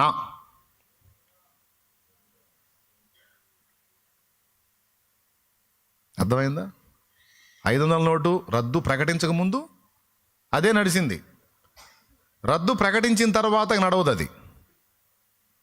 అట్లాగే దేవుడు క్రీస్తును పంపక మునుపు ధర్మశాస్త్ర సంబంధంగాను మనస్సాక్షి సంబంధంగాను ఎగ్జామ్షన్ ఇచ్చాడు, బతికేయండి అట్లా నడవండి. క్రీస్తు వచ్చిన తర్వాత ప్రతి ఒక్కడు క్రీస్తు వద్దకు రావాల్సిందే, ఇక వేరే ఆప్షన్ లేదు. అర్థమైందా? క్రీస్తు వచ్చి నిలబడ్డా కూడా లేదు నేను మనస్సాక్షిని అనుసరించి బతుకుతానంటే వెళ్ళిపో అంటానే. క్రీస్తు వచ్చి నిలబడ్డ తర్వాత కూడా లేదు నేను బైబిల్లో ఓల్డ్ టెస్ట్మెంట్ ఫాలో అయ్యి బతికేస్తానంటే పో, నీకుంది పో. రద్దు ప్రకటించినప్పుడు ఆ నోటు తీసుకుంటే ఎట్ట కుదిరితే చల్లమని అయిద్దా? నేను 1000 రూపాయల నోటు తీసుకొస్తానండి అంటే ఎట్ట నడిచింది? రద్దు ప్రకటింపబడక మునుపు నడిసిద్ది, కానీ రద్దు ప్రకటించిన తర్వాత ఇక ఏది వాడుకలో దేవుడు అధికారి పెట్టాడో అదే నడుస్తుంది. 500 నోటు కొత్త ప్రింట్ ఇచ్చి రన్నింగ్లో పెట్టారు. స్టార్టింగ్లో 2000 నోటు పెట్టారు, ఇప్పుడు అది కూడా అడ్రస్ లేదు. స్తోత్రం, హల్లెలూయా. 10 రూపాయల నోటు, 20 రూపాయల నోటు, 50 రూపాయల నోటు, 100 రూపాయల నోటు, 500 నోటు, 200 నోటు, అంతేగా. 10 రూపాయల నోటు, 20 రూపాయల note, 50 note, 100 note, 200 note, 500 note. అంతకుముందు 1000, 500 అవి రన్నింగ్లో ఉన్నాయి. అప్పుడు అదొక ప్రింటు. ఇప్పుడు అసలు 1000 నోటు దొరకదు నీకు. రద్దు ప్రకటించబడిన తర్వాత ఇప్పుడు ఏ చలామణిలో పెట్టారో వాటిని తీసుకొని పోతేనే కథ నడిసిద్ది. అరే భూమి మీద ఉన్న అధికారికే ఇంత ఉన్నప్పుడు అన్ని రకాలుగా మార్చుకునే ఛాన్స్ అనే ఆప్షన్ ఆయనకే ఉన్నప్పుడు దేవుడికి లేదంట. ఒకడు అడుగుతాడు, అదే దేవుడు అప్పుడు అట్ట పెట్టటమైంది, ఇప్పుడు ఎట్ట పెట్టటమైంది, తర్వాత ఎట్ట పెట్టమైంది, 30 రకాలు పెట్టుకుని నీకెందుకురా? అర్థమైందా? 33 రకాలు పెట్టు నీకెందుకు? నువ్వు ఉన్న టైంలో చెప్పింది చేయి, నువ్వు నోరు మూసుకొని అంతే. దేవునికి స్తోత్రం. కాదు సార్, అప్పుడేమో ఎంతమందిని చేసుకున్నా తప్పు లేదన్నాడు, ఇప్పుడేమో పక్కాను చూసినా తేడా అని అంటున్నాడు. అది అసలు ఎట్లా? వాళ్ళకేమో బంపర్ ఆఫర్ ఇచ్చాడు, మనకేమో. దేవునికి స్తోత్రం. అసలు అదేంది ఇది అప్పుడు అట్టెందుకు ఇచ్చాడు, ఇప్పుడు ఎట్టేందుకు? అప్పుడేమో ఎంతమంది నేను చేసుకోవచ్చు అని ఇచ్చాడు, తేడా వస్తే నిలువును జావు కొట్టాడు. తేడా వస్తే ఏమంటే మొత్తటమే, మళ్ళీ ఇంకా 2 ఆప్షనే లేదు. భార్యలను ఇచ్చిన దాంతో పాటు సాగు కూడా ఇచ్చాడు. తేడా వస్తే తొక్కి ఆడబెట్టాడు. ఇప్పుడు భార్యల్ని రద్దు చేశాడు, అడుగులు జరిగితే ఎగ్జామ్షన్ ఇచ్చుకుంటా కృప చూపుకుంటా లాక్కొచ్చుకుంటున్నాడు. ఇది పరిపూర్ణం. ఆనాడు ఆజ్ఞతో కట్టడి చేశాడు, ఈనాడు ప్రేమతో వశపరచుకోవడానికి ట్రై చేస్తున్నాడు. ఆజ్ఞ మూలంగా కట్టుబాటు చేయడానికి ట్రై చేసినప్పుడేమో అది బలవంతంగా జరిగింది. ఇప్పుడు స్వేచ్ఛనిచ్చి ప్రేమతత్వంతో నీ అంతటా నువ్వే ఆలోచించుకొని పాపాన్ని విసర్జించే అద్భుతమైనటువంటి పరిపూర్ణమైన జ్ఞానం నీకు ఇచ్చేశాడు. అద్భుతం కదా, స్తోత్రం. అదండి సంగతి. ఇప్పుడు యేసు ప్రభు వచ్చి సిలువలో ప్రాణం పెట్టిన తర్వాత అపోస్తలులు ప్రకటించింది ఏంటి? మానవుల రక్షింపను దేవుండు తన కుమారుని పంపెను. మానవుల రక్షింపను దేవుండు తన కుమారుని పంపెను. మన శరీరము దాల్చెను ఆ ప్రభువు మన పాపముకు దూరుడే. మన శరీరము దాల్చెను ఆ ప్రభువు మన పాపముకు దూరుడే.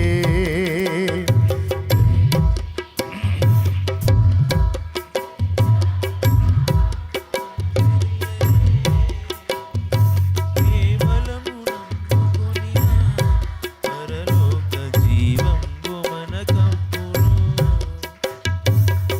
వీళ్ళారా, మన పాపముకు దూరుడు, మన పాపములకు ఉత్తరం చెప్పేవాడు, మన పాపములను మోసేవాడు, భరించేవాడు దేవుడు కుమారుడు వచ్చేసాడు. ఇప్పుడు రక్షణ సువార్త ఏంటి? ప్రజలారా, ధర్మశాస్త్రంలో చెప్పిన ఆజ్ఞలు అన్నీ మీరు పాటించాల్సిన అవసరం లేదు. రండి యేసయ్య దగ్గరికి రండి. రెండేనండి, పెద్ద ఆజ్ఞలు లేవండి, రెండు ఆజ్ఞలు అండి. ఒకటి, దేవుణ్ణి ప్రేమించండి. 2, మనుషులను ప్రేమించండి. ఇంతేనండి, ఇంకా ఆజ్ఞలు లేవండి, ఆచారాలు లేవండి. ఈ 2 చాలు. ఎంత బంపర్ ఆఫరో చూడండి, అవునా? ఈ 2 ఫాలో అవ్వండి, సరిపోతుంది అన్నాడు. దేవుణ్ణి ప్రేమించినోడు దేవుడు చెప్పిన ప్రకారం మనిషిని కూడా ప్రేమిస్తాడు. మనిషిని ప్రేమించినోడు వాడి భార్యను ఆశించడు, అప్పుడు వ్యభిచారాలు ఆగుతాయి. మనిషిని ప్రేమించినోడు అని భార్యను ఆశించడే కనుక వ్యభిచారాలు ఆగుతాయి. వ్యభిచారాలు ఆగినప్పుడు హత్యలు ఆగుతాయి. లేకపోతే వీడు నా భార్య మీద కన్నేశాడు, అసలు వీడిని లేకుండా చేయాలి. చాలా వరకు అందులో దాదాపు 60% హత్యలు అయ్యాయి. ఓకేనా? రైట్. పొరుగువాడిని ప్రేమించు అన్నాడు కదా, దేవుణ్ణి ప్రేమించు, మనిషిని సాటివాడిని ప్రేమించినప్పుడు వాడు డబ్బుకు కక్కుర్తి పడడు. దానివల్ల కూడా హత్యలు ఆగుతాయి. ఎందుకు? డబ్బు వల్ల హత్యలు జరుగుతాయి కాబట్టి. అట్లా పొరుగువాన్ని ప్రేమించినప్పుడు పొల వివాదాలు ఉండవు, స్థల వివాదాలు ఉండవు, కోర్టు కేసులు ఉండవు, పోలీస్ స్టేషన్లో పోలీసులు ఈగలు తోలుకునే పరిస్థితి వచ్చింది. ఎందుకు? కొట్లాటలు లేవు. ఇక పొరుగువాడిని ప్రేమిస్తారు, ఒకరినొకరు ప్రేమించుకుంటూ ఉంటారు. అన్న ఒక అడుగు జరిగినట్టుందన్న అంటే, తమ్ముడా జరిగిందా, అయితే మారుద్దాంలే, లేకపోతే ఏముందిలే, నాది ఇంకొక అడుగు కలుపుకోపో, దానిది ఏముందిలే అన్న, నాది అడుగు తీసుకో. అబ్బా, అవునా? ఇప్పుడు అట్టుందా పరిస్థితి? ఎవడు సంబంధం జరుగుతావురా, ఎవడు రారా తేల్చుకున్నారా? 2 అంగుళాలు జరిగింది నీది. ఓరి అంగుళాలు, 7 అంగుళాలు అంట, 2 అంగుళాలు జరిగింది. ఎవడు సంబంధం జరుగుతావురా? అక్కడ ముసలం ఉంది, ఇప్పుడు వెళ్ళిపోయింది, పాతాళానికి అడుగు పోయి ఉంటారు నాకు తెలిసి. చండాలంగా తిడుతుంది స్టార్టింగ్లో, ఏం చేయలే. మనోళ్ళు ఆ రోజు ప్రేమ విందు జరిగింది, ఆకులు తీసుకెళ్ళి వాళ్ళ ల్యాండ్లో పడ్డాయి అంతే. అయ్యా ఆకులు పడ్డాయ్యా, కాస్త శుభ్రం చేయండి అంటే అయిపోద్ది. సత్య ముసలిది, మళ్ళీ బతికుండే ముసలిది కూడా కాదు, ఊగులు ఆడుకుంటూ వచ్చింది. వచ్చి చండాలంగా తిడుతుంది. నాకు మైండిపోయింది. ఏమన్నా కట్టగట్టి చుట్ట చుట్టే సాపల సంకలో పెట్టుకొని పోయిద్దా? పిల్లలు చెప్పారు నాకు స్టార్టింగ్లో ఇక్కడ మందిరం మొదలుపెట్టినప్పుడు. ఆశ్చర్యం ఏంటంటే 6 నెలలకు లోపే పోయింది లేదు, చించి అవతల పెట్టేశాడు దేవుడు. పనికి మాలిందన్న. చివరిలో నన్ను మారు మనసు పొందడానికి వాళ్ళకి అంత సాయం చేయడానికి అవకాశం ఇస్తే సైతాందానా వాళ్ళని తిట్టేవరా, ఇంకొచ్చేసి లాగి పడేశాడు. మరి ఏ జామును పోయిందో గుట్టక్కన పోయింది. దేవునికి స్తోత్రం కలుగును కాక. ఆ మధ్య కనపడ్డది స్టార్టింగ్లో, ఇంకా కనపడట్లా. ఒక్క రౌండే వచ్చింది, ఇంక మళ్ళీ కనపడలా. ఆకులు పరిశుద్ధులు తిన్న ఆహారం, ఆకులు పడితే ఏంటంటే తీయమంటే తీస్తాయి. అయ్యో ఎన్నో ఆకులు చాలా వరకు పక్కకి వెళ్ళిపోయినాయి. కొద్ది ఆకులు ఏదో వంక పెట్టుకొని తిట్టాలని. కర్ర చేతికి వచ్చినా సిగ్గురాదు కొంతమందికి. మిడిమేళం నడమంతరం అనగదు, మంచాన పడ్డా ఒక్కొక్కళ్ళ మిడిమేళం అనగదు. అక్కడ ఉండి కూడా సాగిస్తారు, అంత పొడవాళ్ళ మూతికి పెట్టి. దేవునికి స్తోత్రం. సిగ్గు లేదు, ఈంతను మంచాన్ని కూడా సాగి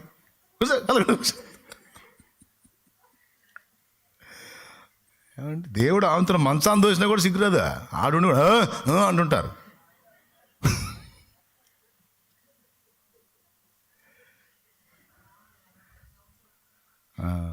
ఉన్నాడా? ఇంకా ఉన్నాడా? 101 సంవత్సరం పాపం. ఇంకెన్నాళ్ళు భరించాలో నువ్వు. కానీ చేయమంట మరి ప్రార్థన.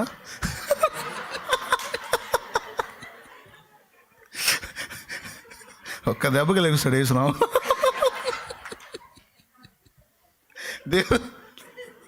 దేవునికి స్తోత్రం కలుగును గాక. ఒకళ్ళు అంతే ప్రశాంతంగా ఉంటారు, పోరు దెబ్బక్కన.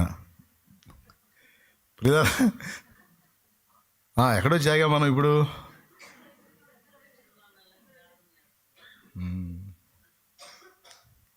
రక్షణ పొందమని నువ్వు చెప్పి వినపడట్లా అంటాడు.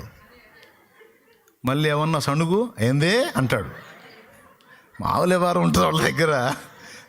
నువ్వు యేసుప్రభు మాటలు వినపడట్లేదయ్యా, పెద్ద వయసు రాలా, చెవులు వినపడట్లా అంట. మీ కోడలు ఏంది నేను తిడదంటే, ఎందుకు తిట్టదయ్యా బెమ్మ అన్నది, రోజు తిట్టదు.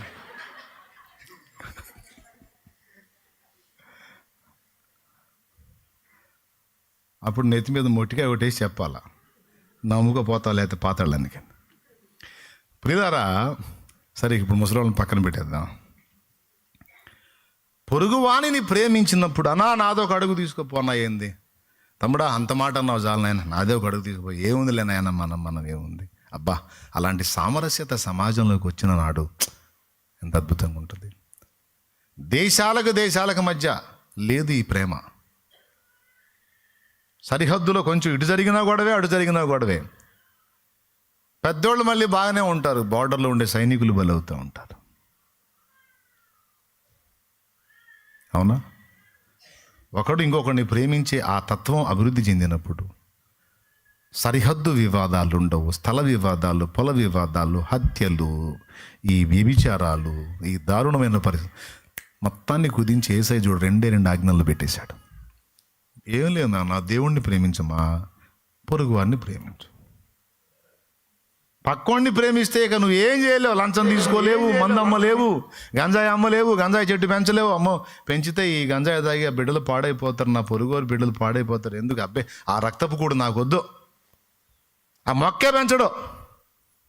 ఇప్పుడు పెంచి అవంతన వ్యాపారం చేస్తున్నారంటే ఎవడెట్ట సస్తే నాకెందుకు, అందరు సస్తే ఆ రక్తం తీసుకొని నేను తాగి బతకాలి అన్న కోణంలోకి వెళ్ళిపోయారు కాబట్టి అట్లా అయిపోయారు.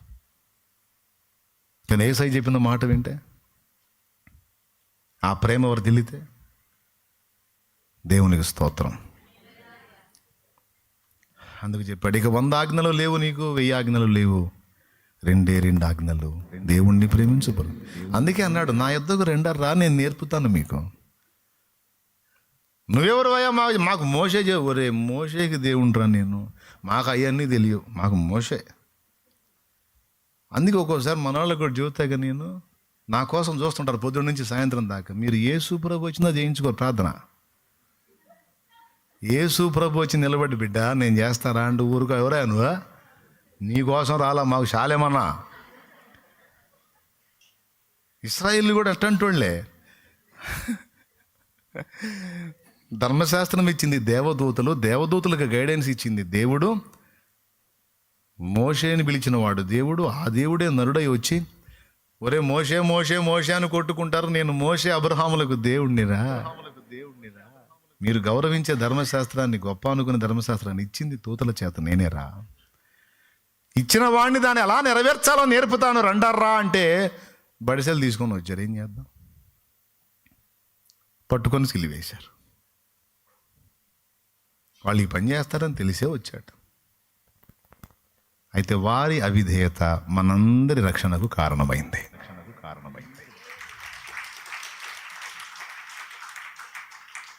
వారు ఆయన సిలువెక్కించారు, అది ఎల్ల మానవుల రక్షణకు కారణమైంది. ఇక దాన్ని తీసుకొని అపోస్తలులు ఏం ప్రకటించారు? మీరు మారు మనసు పొంది ప్రభువైన యేసు క్రీస్తునందు విశ్వాసం ఉంచండి. ఏమని విశ్వాసం ఉంచాలి? ఆయన నీ రక్షకుడని విశ్వాసం ఉంచాలి.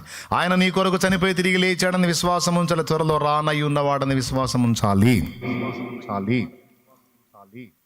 ఆయన సర్వ సృష్టికి ఆది సంభూతుడు, సర్వాధికారి అయిన దేవుడని విశ్వాసం ఉంచాలి. అది అపోస్తలులు పిలిచిన పిలుపు. దేవునికి మహిమ. అర్థమైందా? ఎందుకంటే వాళ్ళే చెప్పారు. అపోస్తలుడైన యోహాను చెప్పాడు, ఆది యందు వాక్యం ఉండెను, వాక్యము దేవుని యొద్ద ఉండెను, వాక్యము ఆ వాక్యమే కృపా సత్య సంపూర్ణుడై. ఎవరిని గురించి చెప్పాడు? క్రీస్తు, వాక్యమై ఉన్న దేవుడు. అదే యోహాను సువార్త 1:18 పుట్టినోట్లో ఉంటుంది, అద్వితీయ దేవుడు. అదే యోహాను రాసిన పత్రిక 5:20 నిజమైన దేవుడు అని ఉంటుంది. అపోస్తలుడైన పౌలు రోమీయులకు రాసిన పత్రిక 9:5 సర్వాధికారి అయిన దేవుడు అయి ఉండి నిరంతరం స్తోత్రార్హుడై ఉన్నాడు ప్రభువు యేసుక్రీస్తు అని చెప్పాడు. యేసుక్రీస్తు సర్వాధికారి అయిన దేవుడు. రోమా 9:5 ప్రకారం. తీతుకు రాసిన పత్రిక 2:13 ప్రకారం యేసుక్రీస్తు మహాదేవుడు. యోహాను సువార్త 1:1 ప్రకారం వాక్యమై ఉన్న దేవుడు. యోహాను సువార్త 1:18 ప్రకారం అద్వితీయ దేవుడు. మొదటి యోహాను పత్రిక 5:20 ప్రకారం నిజమైన దేవుడు. దేవునికి స్తోత్రం కలుగునుగాక. యేసునందు విశ్వాసం ఉంచండి అప్పుడు మీరును అని. ఇప్పుడు ఇంకొకటి పెట్టాడు ఏంటంటే, ఆ విశ్వాసమునకు గుర్తుగా మీరు వచ్చి ప్రతివాడు కూడా బాప్తీసం పొందాలి. పొందినప్పుడు ఏం జరుగుద్ది? పాపములు కడగబడి పరిశుద్ధపరచబడతారు. ఇక నుంచి ఇది దేవుని ఆజ్ఞ. అట్టెట్లా మారుస్తాడండి? అప్పుడేమో అలా పెట్టాడు, తర్వాత ఇంకొక రకంగా పెట్టాడు, ఇప్పుడు ఇంకో రకంగా పెట్టాడు, ఇంకొక రకంగా మారుతాడు. నీకెందుకు? నీకు నువ్వు ఏ టైంలో అయితే ఉన్నావో ఆ టైంలో దేవుడు చెప్పిన ఆజ్ఞ ఫాలో అవ్వటమే నీ విధి. అంతేకాని దావీదుకి అట్లెందుకు నాకు ఇట్లెందుకు అనే డైలాగ్ నీకు లేదు. ఎందుకంటే సుప్రీం నువ్వు కాదు. సుప్రీం ఎవరు? అది. కొంతమంది తీర్పులు తీర్చేస్తూ ఉంటారు. ఈడు పోతాడు నరకానికి, ఈడు అట్టపోతాడని. రేపు దిమ్మరపోతాం రేపు అక్కడ మనం. ఎందుకు తెలుసా? ఈడు పొరపాటును కూడా పరలోకం రాడన్నోడు నీకు కనపడవచ్చు అక్కడ. ఈడు ఖచ్చితంగా పరలోకంలోనే ఉంటాడు అన్నోడు పాతాళంలో కనపడవచ్చు. సార్ ఫలానా భక్తిపరుడు కనపడట్లేదు సార్ అంటే వాడు పాతాళంలో ఉన్నాడు ఆయన. అదే సార్ అంత భక్తుడు, వాడు భక్తుడు, వాడి సంగతి నేను చెబుతాను, నీకు చూపిస్తాపా అంటే. కాబట్టి జాగ్రత్త. ప్రతి ఒక్కరూ కూడా తమ తమ భక్తిని జాగ్రత్తగా కాచుకోవాలి, జాగ్రత్త పడాలి.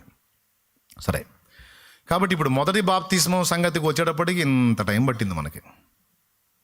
బాప్తిస్మంలో ఒక భాగం చెప్పాను నేను. ఇప్పుడు చెప్పండి, బాప్తిస్మం ఇచ్చి యోహాను ఇచ్చిన బాప్తిసం మారు మనసు విషయమైన దేవుని వాక్యం దగ్గరకు రమ్మని, యేసు వద్దకు రమ్మని పిలువ. యేసు ప్రభు ఇచ్చిన బాప్తిస్మం, శిష్యుల చేత ఇప్పించిన బాప్తిస్మం, ధర్మశాస్త్రాన్ని ఎలా ఫాలో అవ్వాలో నేను నేర్పుతాను, నా యొద్దకు రండని ఆయన యొద్దకు రమ్మని పిలుపును గూర్చి, మారు మనసు అండ్ ఆయన దగ్గరకు వచ్చుట అనే రెండింటిని గూర్చి ఆ బాప్తిస్మం ఇచ్చాడు. యేసయ్య కూడా ఏమని చెప్పాడు? మారు మనసు పొందండి, సువార్తను నమ్మండి. ఏమిటి శుభవార్త అంటే? నేనే మీకు సువార్త, రండి నా యొద్దకు రండి. మారు మనసు పొందండి, నా యొద్దకు రండి, మీకు విశ్రాంతి. ఇది యేసయ్య ప్రకటించింది. యేసయ్య శిలువ మరణ పునరుద్ధానాలు అయిన తర్వాత అపోస్తలులు ప్రకటించింది ఏంటి? ప్రభు అయిన యేసునందు విశ్వాసం ఉంచండి, ఆయన మీ కొరకు ప్రాణం పెట్టి సమాధి చేయబడి 3వ నాడు తిరిగి ఆయన యందు విశ్వాసం ఉంచిన మీ బాప్తిసం పొందేవాడు రక్షింపడం. ఇది 3వది. ఇక్కడ ఇక బాప్తిసం దగ్గరికి వచ్చాం. ఇప్పుడు వరుసగా చెప్పండి, బాప్తిసం అంటే ఏంటి? నాకు తెలుసు మీరు ఆన్సర్ చేయరని నాకు తెలుసు. నేను ఫస్ట్ చెప్పా స్టార్టింగ్లో బాప్తిసం అంటే ఏందని. కడగబడుట, శుద్ధీకరించబడుట, ప్రక్షాళన చేయబట్ట, ముంచబడుట. అదంతా ముంచేశారుగా మీరు, పోయిందిగా. నేను ముందే చెప్పి జాగ్రత్తగా వినాలని. బాప్తీసం ఎలా పొందాలంటే మారు మనసు పొంది పొందాలి. బాప్తీసం అంటే ఏంటి అంటే, అన్నయ్య నువ్వు ఎప్పుడో స్టార్టింగ్లో ఒక మొక్క చెప్పి ఇన్ని మైళ్ళు ప్రయాణం చేసి చిలకలూరుపేట నుంచి హైదరాబాద్ తీసుకెళ్ళి హైదరాబాద్ అడుగుతున్నావు నువ్వు పేటలో ఏం చెప్పానని. దేవునికి స్తోత్రం. మధ్యలో ఇన్నుళ్ళు దాటొచ్చావు అన్నయ్య అంటే ఇన్నుళ్ళు దాటినా సరే నేను చెప్పిన ఆరంభం మర్చిపోకూడదు. రైట్, అది బాప్తిస్మం. అయితే పాపక్షమాపణ నిమిత్తం మారు మనసు పొందే బాప్తిస్మం ఒకటి ఉంది. మరొక బాప్తిస్మము అపోస్తల కార్యము 1:6-7 లేదా 5 నుంచి చదువు. అపోస్తల కార్యం 1:5 నుంచి చదువు. యోహాను నీళ్లలో బాప్తిస్మం ఇచ్చాను గాని కొద్ది దినములలోగా. ఒక్క నిమిషం వాళ్ళని తిని నాన్న. 1:5 అపోస్తలు.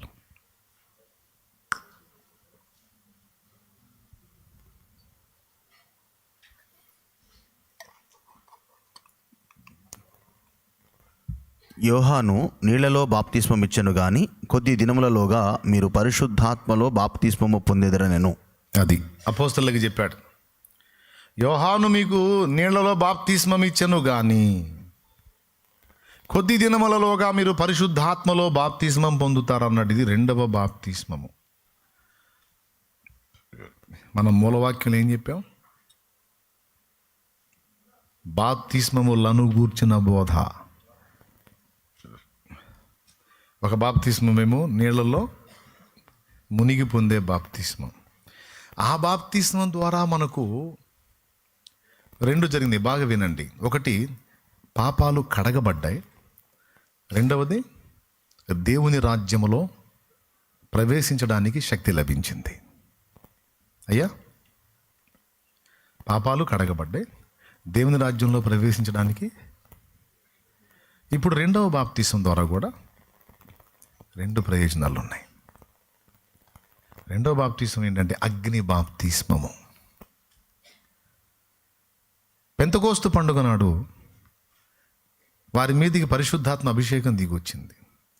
పరిశుద్ధాత్మ అగ్ని నాలుకల వలె విభాగింపబడి వారిలో ఒక్కొక్కరి మీద రాలగా వారందరూ పరిశుద్ధాత్మ చేత నిండిన వారై అనుంది. అలా ఆత్మాభిషేకాన్ని పొందటం, ఆత్మతో నింపబడటాన్ని యేసు ప్రభు పరిశుద్ధాత్మ బాప్తిస్మముగా అభివర్ణించాడు. చూడండి, కొద్ది దినములలోగా మీరు ఎందులో పొందుతారన్నాడు? పరిశుద్ధాత్మ. బాప్తిస్మం అనే పదం వాడాడు. చూడు, ఇందాక ఏం చెప్పుకున్నాం మనం? బాప్తిస్మం అని 2 అర్థాలు చెప్పుకున్నాం. ఒకటి కడగబడుట, 2 ముంచబడుట. ఇప్పుడు కూడా అగ్ని బాప్తిస్మం దగ్గర కూడా, పరిశుద్ధాత్మ బాప్తిస్మం దగ్గర కూడా అదే వర్తిస్తుంది. పరిశుద్ధాత్మ బాప్తిస్మం విషయంలో కూడా 2 జరుగుతాయి. కడగబడటం జరిగిద్ది, ముంచటం జరిగిద్ది. అది ఎలాగో చెప్తా. ఇప్పుడు మారు మనసు పొంది బాప్తిస్మం పొంది ప్రభువులోకి వచ్చిన తర్వాత మళ్ళీ ఏ తప్పులు జరగవా మన మీద, మన ద్వారా? జరుగుతాయా, జరగవా? అక్క బాప్తిస్మం పొందిన దగ్గర నుంచి ఇప్పటిదాకా అసలు ఏమి ఇంత రిమార్క్ లేకుండా ఉన్నావా? గట్టి చెప్పాక ఆడున్నావాక ఉన్నావా అనే ఉన్నావా? కొన్ని కొన్ని కొన్ని చిన్న చిన్నవి, పెద్ద పెద్దవి కాబట్టి చిన్న చిన్నవి అన్న. అవి దోషాలేగా, మరి అవి కడగబడాలిగా. యేసు రక్తమును ఆశ్రయించడంతో పాటు పరిశుద్ధాత్మ అభిషేకము నీ మీదికి వచ్చినప్పుడు దోషములు దహించబడటం అనేది ఒకటి ఉంటుంది. అలాగే క్రీస్తు కొరకు సాక్షివై ఉండునట్లు శక్తి కలగటం అనేది కూడా ఉంటుంది. పరిశుద్ధాత్మ బాప్తిసం పొందినప్పుడు కూడా దోషములు దహించబడటం, క్రీస్తు కొరకు సాక్షి అయి నీ సాక్ష్యాన్ని నిలుపుకుంటావు, క్రీస్తు కొరకు సాక్షిగా బతుకుతావు. ఈ 2 జరుగుతాయి పరిశుద్ధాత్మ బాప్తిస్మం పొందినప్పుడు. కొంతమంది ఏమో మనం బాప్తిసం పొందినప్పుడే పరిశుద్ధాత్మ మన మీదకి వచ్చేసాడు, ఇంక మనం పొందాల్సిన అవసరం లేదు, మళ్ళీ పరిశుద్ధాత్మ బాప్తిసం అని అంటున్నారు. తప్పు. ఈ బాప్తిసం ఎలా సిద్ధపడి పొందావో పరిశుద్ధాత్మ అగ్ని బాప్తిస్మం కోసం కూడా ఖచ్చితంగా మనం ప్రార్థన చేసి పొందాలి.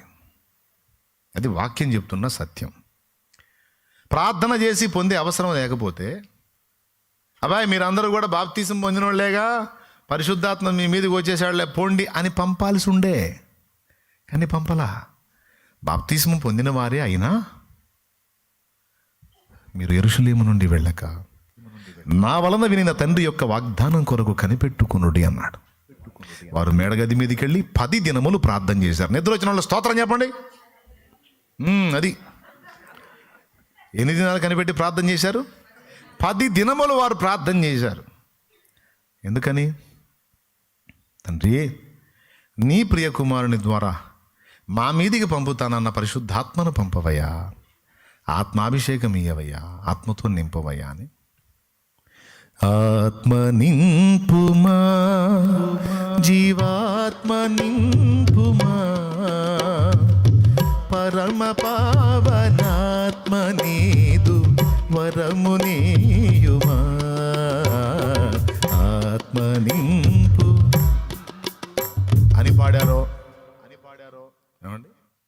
కురిపించుము దేవా నీ ఆత్మవర్షము,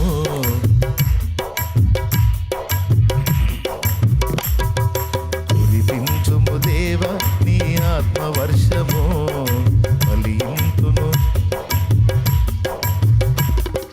హల్లెలూయా, హల్లెలూయా, హల్లెలూయా, హల్లెలూయా, ఆరాధన, హల్లెలూయా, హల్లెలూయా. దేవునికి మహిమ, దేవునికి మహిమ, దేవునికి మహిమ. బిడ్డలారా, సేవకులారా, సేవకులంటారా, ఆత్మీయ బిడ్డలకి ఈ పాఠాన్ని కూడా నేర్పాలి. ఏ పాఠం అంటే, అమ్మలారా, అయ్యలారా, మారు మనసు పొంది బాప్తిస్మం పొందారు, మంచిది. పరిశుద్ధాత్మ బాప్తిస్మం కోసం కూడా ప్రార్థన చేయండి. ఆత్మను పొందాలి. ఆత్మను పొందుట ద్వారా ఇంకా ఏమైనా కల్మషాలు దహించబడతాయి, శుద్ధీకరణ పొందుతారు, శక్తివంతులగుతారు. మీరు నిలవగలుగుతారు, 10 మందిని నిలబెట్టగలుగుతారు, భూ దిగంతాల వరకు క్రీస్తు కొరకు సాక్షులవుతారు. ఎప్పుడు? ఆత్మ బలముతో నింపబడినప్పుడు. అందుకే బాప్తిస్మం ఇచ్చు యోహాను ఆత్మ బలము కోసమే అరణ్యపు అనుభవానికి వెళ్ళాడు. సాక్షాత్తు యేసయ్య సైతం బాప్తిస్మం పొంది వెంటనే పరిచర్యకి వెళ్ళాలా అని గుర్తించండి. అవునా? మరి ఎక్కడికి వెళ్ళాడు? ఆత్మచేత అరణ్యమునకు కొనిపోబడ్డాడు. ఆత్మచేత ఎక్కడ కొనిపోబడ్డాడు? 40 దినములు అక్కడ ప్రార్థనలో కనిపెట్టి, అక్కడ ప్రతిశోధనను జయించి, పరిశుద్ధాత్మ బలముతో, ఆత్మ బలముతో నిండుకున్న వాడే గలిలయకు వచ్చాడని లూకాసు వార్త 4లో ఉంది. ఒక్కసారి చూడండి. ఈరోజు మనలో చాలామంది పరిశుద్ధాత్మ కొరకు ప్రార్థన చేయట్లా. లూకాసు వార్త 4వ అధ్యాయము. ఓకే, చెబుతా ఉండు, జుట్టు ముందు పడ్డప్పుడు చెబుతుండు. లూకాసు వార్త 4వ అధ్యాయం నాయన చూడండి. 4:1 ఫస్ట్ 1 చదువునానా, 4:1 చదువునానా. యేసు పరిశుద్ధాత్మ పూర్ణుడై యోర్దాను నది నుండి తిరిగి వచ్చి 40 దినముల ఆత్మచేత అరణ్యములో నడిపింపబడి అపవాది అక్కడ ఆగు నాన్న. ఫస్ట్ ఆత్మ బలముతో నిండుకున్నాడని లేదు, ఆత్మ చేత నడిపించబడ్డాడు అరణ్యపు అనుభవంలోనికి. కొన్ని శోధనలు ఎదుర్కొన్నాడు, ప్రార్థనలో తండ్రితో కలుసుకున్నాడు. అపోస్తలులు కూడా ఇంతే, మేడగదెక్కారు, ప్రార్థనలో ఉన్నారు. ఈయన 40, వాళ్ళు 10. ఓకే, ఈయన 40, వాళ్ళు 10, 2 కలిపితే 50. అది పెంతుకోస్తు అంటే. 50వ రోజున పెంతుకోస్తు అంటారు. దేవునికి స్తోత్రం, హల్లెలూయా. అర్థమైందా? ఈయన 40, వాళ్ళు 40 రోజులు ఈయన అక్కడ కనిపెట్టాడు. అయితే గమనించండి ఒక్కసారి, నేను మొదటి వచనం చదివారు కదా, ఇప్పుడు ఇంకొక వచనం 14వ వచనం చదవండి. అప్పుడు యేసు ఆత్మ బలముతో గలిలయకు తిరిగి వెళ్ళెను.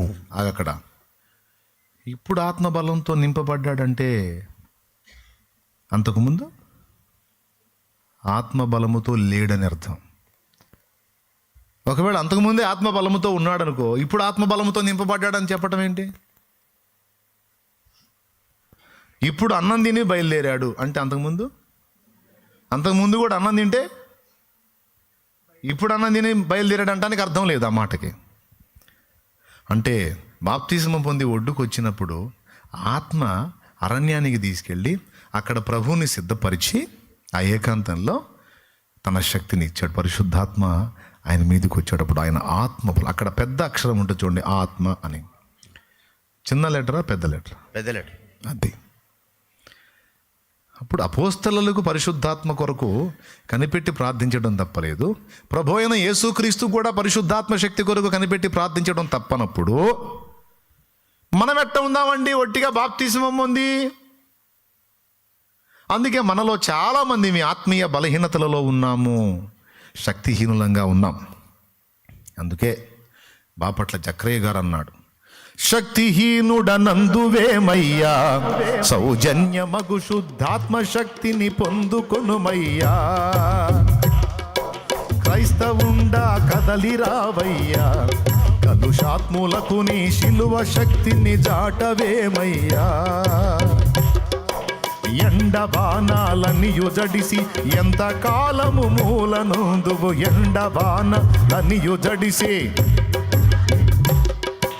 కండలను ప్రేమితువేమన్నా.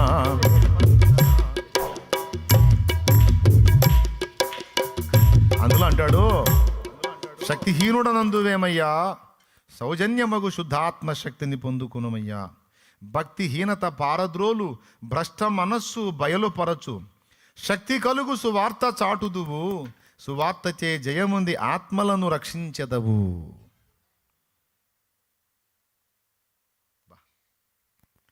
దీనివల్ల ఏం లాభాలు ఉన్నాయా? పరిశుద్ధాత్మతో నింపబడటం అంటే, అయ్యా భక్తిహీనత తొలగిపోతుంది నాయన, భక్తిలో నిలబడి ఉంటావు. నంబర్ 1 రాసుకో, ఆత్మను పొందుకోవటం ద్వారా.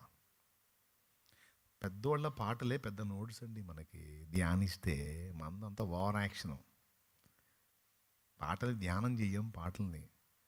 నాకు కాస్త పాటలు రాసే అలవాటు దేవుడు ఇచ్చాడు కాబట్టి ఏదైనా ఒక పాట ఉందంటే ధ్యానిస్తాను నేను దాన్ని. అసలు భక్తుడు ఏమి ఊహించి రాశాడు, ఏ విషయాలు బట్టి రాశాడని. పరిశుద్ధాత్మతో నింపబడినవాడు భక్తిహీనుడుగా ఉండడు, భక్తిపరుడై భగ్గున మండుతాడు.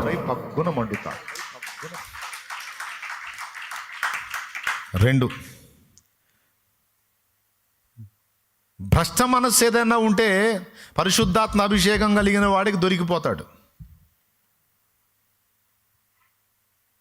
భ్రష్ట మనస్సు మనలో ఉందనుకో, చంచలం మనస్సు, స్థిరం లేని మనస్సు మనకు దొరికిద్ది, ఎదుటోళ్ళలో ఉన్నా కూడా దొరికిద్ది. మన దగ్గర భ్రష్ట మనసు ఉంటే అది పారద్రోలబడిద్ది. భ్రష్ట మనస్సు అంటే ఏంటో తెలుసా? చంచల మనస్సు, స్థిరము కోల్పోయే మనస్సు. భ్రష్టుడు అంటే పోయినవాడు, పోగొట్టుకున్నవాడు. పదవిచ్యుడు, పదవీ భ్రష్టుడు అంటే పదవి కోల్పోయినవాడు. కుల భ్రష్టుడు అంటే కులాన్ని కోల్పోయిన, మత భ్రష్టుడు అంటే మతాన్ని కోల్పోయినవాడు. భ్రష్ట మనస్సు అంటే ఏంటో తెలుసా? స్థిరం లేని మనస్సు, దేవుని అందరి విశ్వాసంలో స్థిరంగా ఉండదు. కాసేపు హల్లెలూయా స్తోత్రం అని చర్చికి వచ్చి భజన చేస్తారు, మళ్ళీ ఇంకొకటి తీసుకెళ్ళి ఇంకో చోటకు పోతే ఆ సాంగ్ కూడా గొప్ప సాంగ్ అంటుంటారు. వీళ్ళు ఏం తీసుకుని కొట్టాలి నాకు అర్థం కాదు. ఎంత భ్రష్ట సరుకు అన్నమాట. దేవునికి స్తోత్రం. ఇక భ్రష్ట మనసు ఉండదు, ఇక ఒక్కటే మనసు, ఏక మనసు, స్థిర మనస్సు, ఏక మనస్సు. ఆ ఏక మనసు నీకు రావాలంటే బిడ్డ ఆత్మతో నింపబడాలరా. పరిశుద్ధాత్మతో నింపబడితే భక్తిహీనత పోతుంది, ఏక మనసు వస్తుంది. 2, 3 చూడు, శక్తి కలుగు సువార్త చాటుతావు. శక్తి కలుగు సువార్త చాటుతావు. పరిశుద్ధాత్మ అభిషేకంతో సరిగ్గా నువ్వు నింపబడితే ఎవ్వరు నిన్ను ఆపలేరు సువార్త చెప్పకుండా. దొరికినోడు కల్లా ముందు ఏసైనా పరిచయం చేయకుండా ఉండలేవు నువ్వు. నేను ఏసై పని చేయాలి, ప్రభు పని చేయాలి. అభిషిక్తుల లక్షణాలు ఇదొకటి. నేను ఆత్మను రక్షించాలి, ఏసైని పరిచయం చేయాలి. అభిషేకం పైన అభిషేకం ఉంటే హృదయం అలా కొట్టుకుంటుంది. పైన అభిషేకం లేదనుకో, 4 డబ్బులు వెనకేసుకోవాలి, 4 రూపాయలు ముందేసుకోవాలి, 2 ప్లాట్లు కొనుక్కోవాలి. నాయన పెవ్వ తండ్రి దేవా స్తోత్రం. పైన తైలం లేకపోతే అంత ఎండిపోయిన అనుభవాలు ఎట్లుంటాయి అన్నమాట. పైన తైలం ఉందనుకో, 4 డబ్బులు వెనకలేదు, 4 డబ్బులు ముందు లేదా, ఆత్మల్ని రక్షణలోకి నడిపించాలి. అంతేకాదు జయం పొంది ఆత్మలను రక్షిస్తారు అభిషేకం పైన ఉంటే.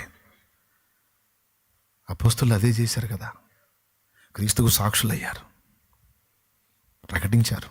కొరడా దెబ్బలకు భయపడలేదు, జైళ్ళకు భయపడలేదు, ప్రాణత్యాగాలకు భయపడలేదు, రాళ్ల దెబ్బలకు భయపడలేదు, బెత్తాల దెబ్బలు కొట్టుకోండి.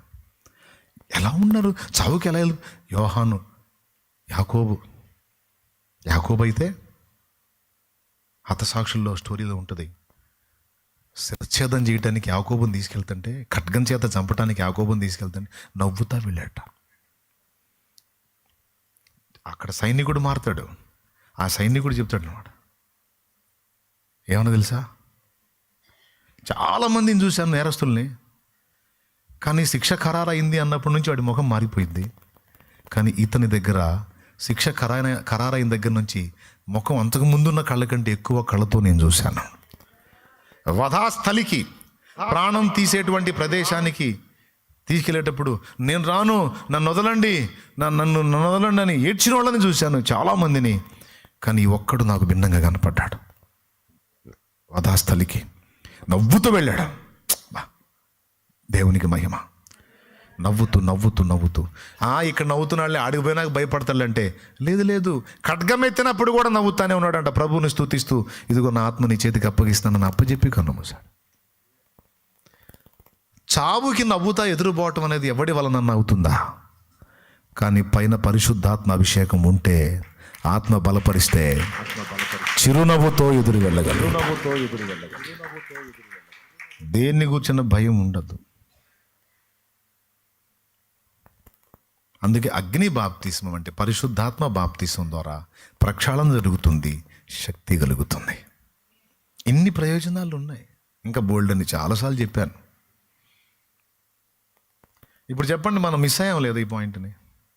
పరిశుద్ధాత్మ కొరకు కనిపెట్టి ప్రార్థన చేయటం, ప్రభువే 40 రోజులు కనిపెట్టినప్పుడు, అపోస్తలులు 10 రోజులు కనిపెట్టినప్పుడు, ఆఖరికి బాప్తిజం పొందినటువంటి పౌలు కూడా అరేబియా ప్రాంతానికి అరణ్యంలోకి వెళ్ళినప్పుడు ఆయన కూడా అక్కడ గడిపాడు. భక్తులందరూ కూడా బాప్తిస్మం పొంది వెళ్ళి దేవునితో గడిపి ఆత్మను పొందుకొని వస్తే, నువ్వు నేను బాప్తిస్మం పొందాం, పరిశుద్ధాత్మ కొరకు ప్రత్యేకంగా మనం సిద్ధపడి ప్రార్థించిందే లేదు. ఈరోజు అందరం దిద్దుకుందాం, పరిశుద్ధాత్మ కొరకు ప్రత్యేకంగా కనిపెట్టి ప్రార్థన చేయటం అనే మెట్టెక్కుదాం, ఆత్మను పొందుకుందాం. అప్పుడు ఆత్మ ఫలము మనకు వస్తుంది, ఆత్మ వరములు మనకు వస్తాయి. క్రీస్తుకు సాక్షులం అవుతాం, మన సాక్ష్యం కాపాడుకోగలుగుతాం, పరిశుద్ధతలో నిలవగలుగుతాం, భక్తిహీనత జోలికి వెళ్ళాం, భక్తులమై ఉంటాం, బలవంతులమై ఉంటాం.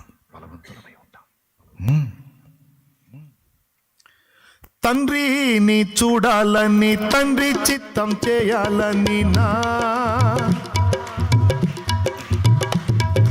తండ్రిని చూడాలని, తండ్రి చిత్తం చేయాలని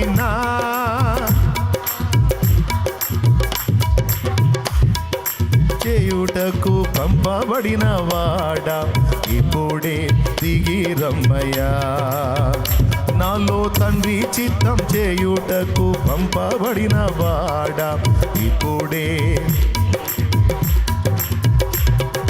నాలో నీవు, నాలో నీవు కలసి ఉండాలయ్యా. మనం కలసి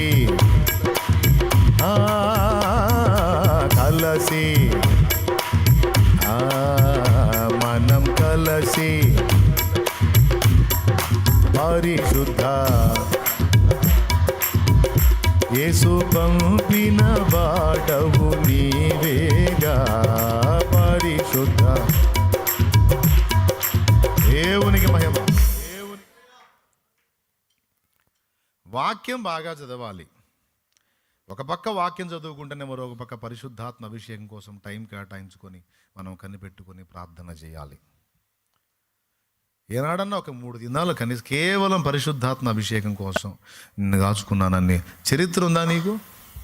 ఒక 5 రోజులు సరే, ఉపవాసం ఉండకపోతే ఉండకపోయావు. అపోస్తలులు వాళ్ళు ఫాస్టింగ్ ఉన్నారని అయితే లేదు, వారు ఉపవాసముతో కనిపెట్టారని అయితే లేదు, ప్రభువు వాగ్దానం కొరకు కనిపెట్టారని ఉంది. కానీ యేసయ్య అయితే ఫాస్టింగ్ ఉన్నాడు 40 days.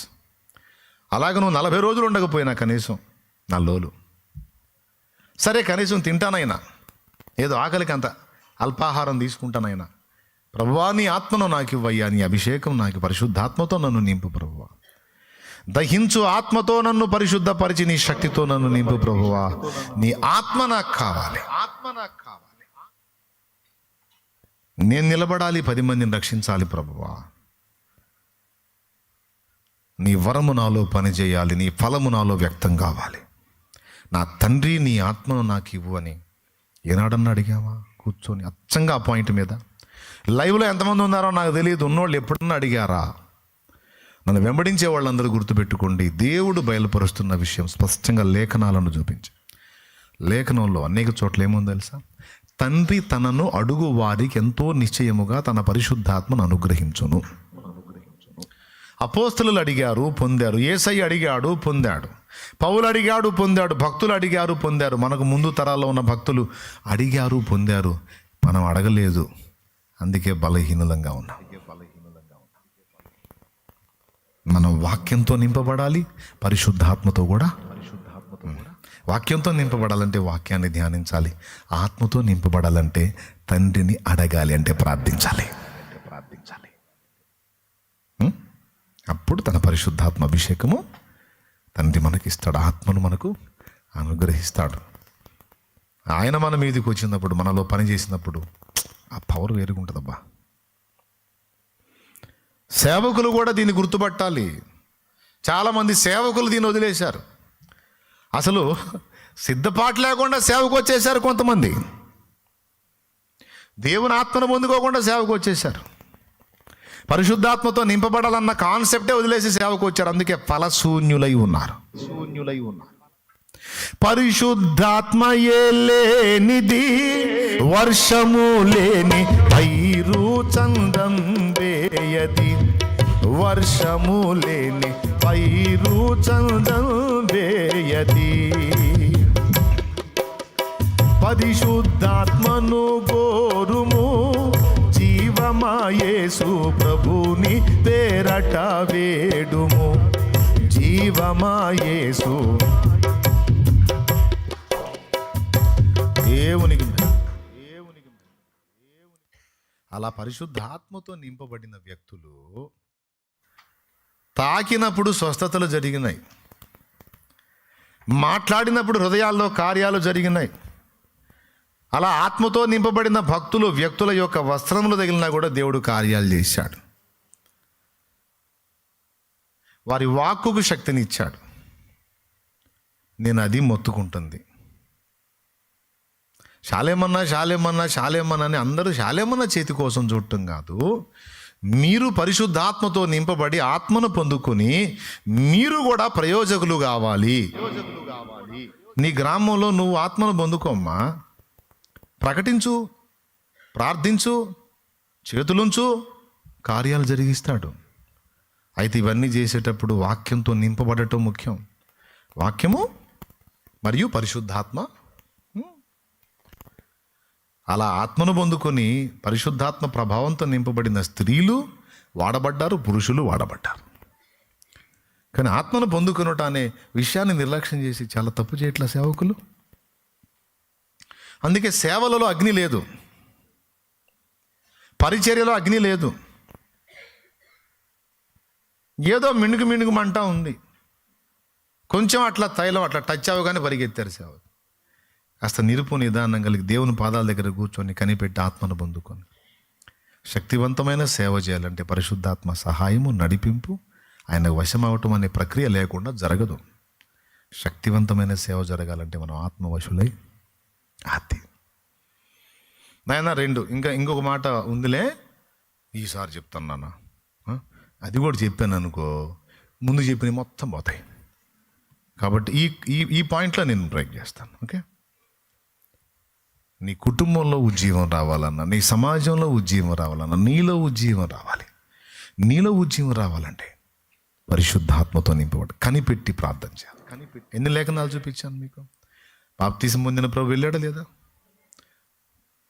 అపోస్తలులు మేడగది ఎక్కారా లేదా? గలతీ పత్రిక తీసుకోండి, పౌలు ఏం చెప్తున్నాడో చూడండి. ఆ ఒక్క మొక్క చదివేసేయండి, ఇంకా ప్రార్థన చేసేస్తాను. బోల్డన్ని పనులు ఉన్నాయి. అంశం ముగింపులో చిన్న ప్రకటన కూడా చెప్పాలి. గలతీ పత్రిక తీసుకున్నాను, అదమ్మా 1:15. సూపర్, చదువు నాన్న.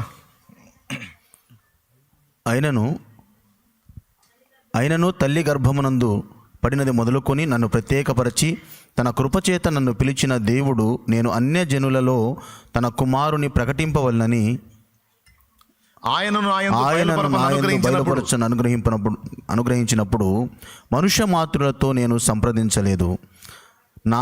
నాకంటే ముందుగా అపోస్తలులైన వారి వద్దకును యెరూషలేమునకైనను వెళ్ళలేదు, కానీ వెంటనే అరేబియా దేశంలోనికి వెళ్ళి తిని పిమ్మట దమస్కు పట్టణమునకు తిరిగి వచ్చి తిని. నాయన వెంటనే ఏ దేశానికి పోయాడంట? అరేబియా దేశంలో ఏమున్నారమ్మా? అక్కడ అపోస్తలులు ఉన్నారా? అరేబియా దేశంలో ఏముందమ్మా? ఎడారుల్లో ప్రసిద్ధి ఏది నాయన? అరేబియాలో ఏవి ఎక్కువ ఉంటాయి నాయన? ఎడారులేగా నాయన. ఎడారులకు ఎందుకు పోయా పౌలు గారు? అపోస్తలుల దగ్గరికన్నా పోవాలా, సువార్త అన్నా చెప్పాలా? మా వాళ్ళు ఆవేశంతో చేస్తున్న అదేగా. బాప్తిసం అందగానే నువ్వు రోడ్డు ఎక్కకుండా అడవిలోకి పోయావేంది యేసయ్యా? పాపం నీకు శక్తి లేదేమో, మాకు శక్తి చాలా ఉంది, అందుకే మేము అరణ్యపు అనుభవానికి పోం. నీకేమో యేసయ్యా ప్రార్థన చేస్తే తండ్రి ఇస్తాడు, మేము అసలు మునిగి లేవగానే డింగిమని మాకు ఇచ్చేస్తాడు తండ్రి, తెలుసా నీకు? అది మా కెపాసిటీ.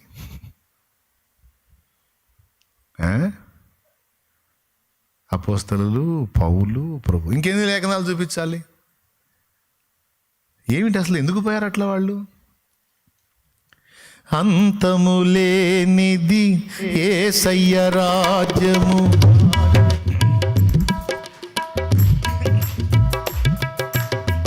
అంతములేనిది యేసయ్య రాజ్యము, అదే నూతన యెరూషలేము, అరణ్యవాసమే దానికి మార్గము, అపోస్తుల బోధ దానికి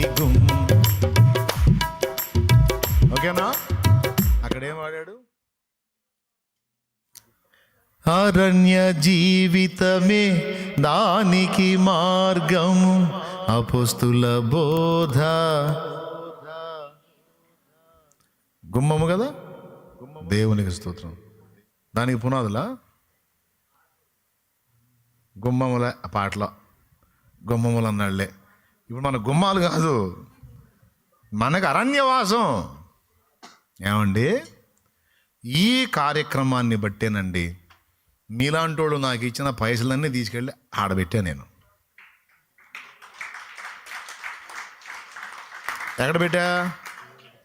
ప్రార్థనా తోటకు పెట్టా. ఎందుకు పెట్టాను తెలుసా? సరదాగా వెళ్ళి తిరిగి రావటానికి కాదు. మరి ఎందుకు పెట్టా? అక్కడ పడి తండ్రి నీ ఆత్మను నాకు ఇవ్వయ్యా, నీ ప్రియ కుమారుడైన క్రీస్తుకి ఇచ్చావు, పౌలుకి ఇచ్చావు, అపోస్తలులకి ఇచ్చావు, మరి నా సంగతి ఏందయ్యా? నీ ఆత్మశక్తి లేకుండా నేను ఎట్లా ఫలిస్తాను ప్రభువా? నేను ఎట్లా మండుతాను ప్రభువా? దావీదు మీదికి నీ ఆత్మ వచ్చినప్పుడు కదా సింహాలను చీల్చాడు, గొల్యాతును కూలగొట్టాడు. సంసోను మీదికి నీ ఆత్మ వచ్చినప్పుడు కదా సింహాలను చీల్చాడు, 1000 మందిని గాడిద దవడ ఎముకతో కొట్టేశాడు. అయ్యా, నీ ఆత్మ లేకుండా నేను ఎట్ట బతకను ప్రభువా? చీకటి, పాపము, శాపము నిండిన ఈ సమాజంలో, ఈ ప్రపంచంలో, ఈ జనాభాలో, ఈ లోకములో నీ ఆత్మ సహాయం లేకుండా, నీ ఆత్మ బలము లేకుండా, నీ ఆత్మ నడిపింపు లేకుండా నేను ఒక కొలికి రాగలనయ్యా? అయ్యా, నాకు నీ ఆత్మని అయ్యా అక్కడ పడి గోజాడుకుంటారని, ఎవరికి ఏది ఇష్టమో అని రకరకాల ఏర్పాట్లు చేశా. ఇంకా తృప్తి తీరలే, ఇంకా చేస్తానే ఉన్నా. ఎందుకు తెలుసా? నా ఆత్మీయ బిడ్డలు, సేవకులైనా, విశ్వాసులైనా, పరిచారకులైనా అక్కడ పడి ప్రార్థించి ఆత్మను పొందుకుంటారని. ఇక్కడ మీకు మనుషులు రాకపోకలు ఉంటే డిస్టర్బెన్స్ అంటే డైరెక్ట్గా అరణ్యపు అనుభవమే అది. అరణ్యంలో పావులు ఉంటాయి కంటే తెచ్చేయను వదిలిపెడతాను. అవి కూడా ఒక పక్క తిరుగుతూ ఉంటే నీకు అరణ్యం ఫీల్ రావాలంటే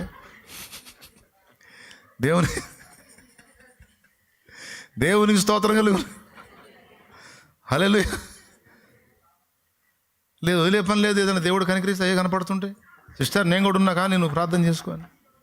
కానీ ఏసయ్య కరుణామేడి సినిమాలో కొండ మీదకి వెళ్ళినప్పుడు అని పాము కనపడింది కదా. ప్రభా అన్ని సెట్టింగ్లు బాగానే ఉన్నాయి కానీ ఇక్కడ సాతాను శోధన ఏం కనపట్లేదు. నీకు డౌట్ ఉంటే అవి కూడా ఏర్పాటు చేపిస్తాను. అంత కాకపోతే 4 కంపెనీ అయినా తెప్పించి వదిలిపెడతాను. కంపెనీ 4 తాజుపాములు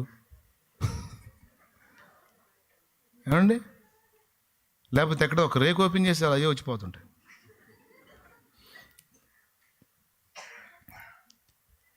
నేను ఇంత కష్టపడి చేసింది ఎందుకండి? సరే, మందిరంలో నీకు ఏదన్నా నువ్వు ఎలుగెత్తి గోజాడుకోవడానికి ఇబ్బంది అంటే అచ్చంగా ప్రేయర్ పర్పసే కదా అది చేసింది. వెళ్ళాలి కదా, నలుగురుగైనా కలుసుకొని రండి మనం ఆత్మను పొందుకుందాం, ప్రార్థన చేద్దాం, రండి దేవుని శక్తితో నింపబడదాం, అంత్యకాల సంఘానికి సిద్ధపడదాం. యేసయ్య రాకడకు ముందున్న సంఘంలో మనం ఉన్నాం,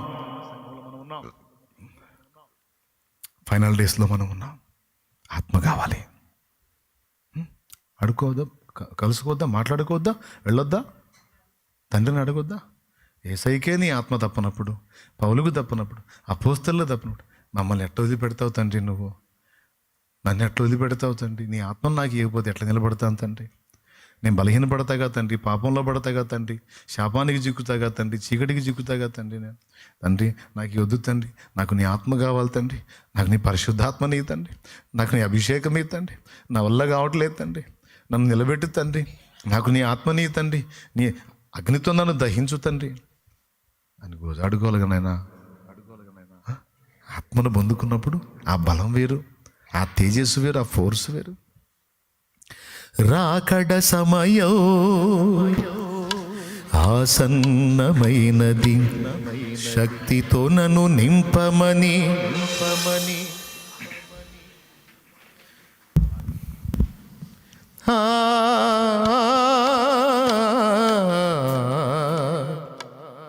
అభిషిక్తుల గురించి చెప్తాను చూడు. నీ మనసుకు నాటిద్దని పాటగా కూడా దీన్ని చేసి పాట. దేవుని ప్రజలందరినీ దారి మళ్ళించిన, యెజబేలును ఎదిరించిన ఏలియా అభిషేకం. ఏమండి, ప్రవక్తలందరూ గుహల్లో దాక్కుంటే తిష్బీడైన ఏలియా ఎదురుపోయాడండి. అహబరాజు సంస్థానంలోకి నీ అంతు తేలుస్తాడు రా దేవుడు అని చెప్పి వచ్చాడు. ఎంత గుండె అండి.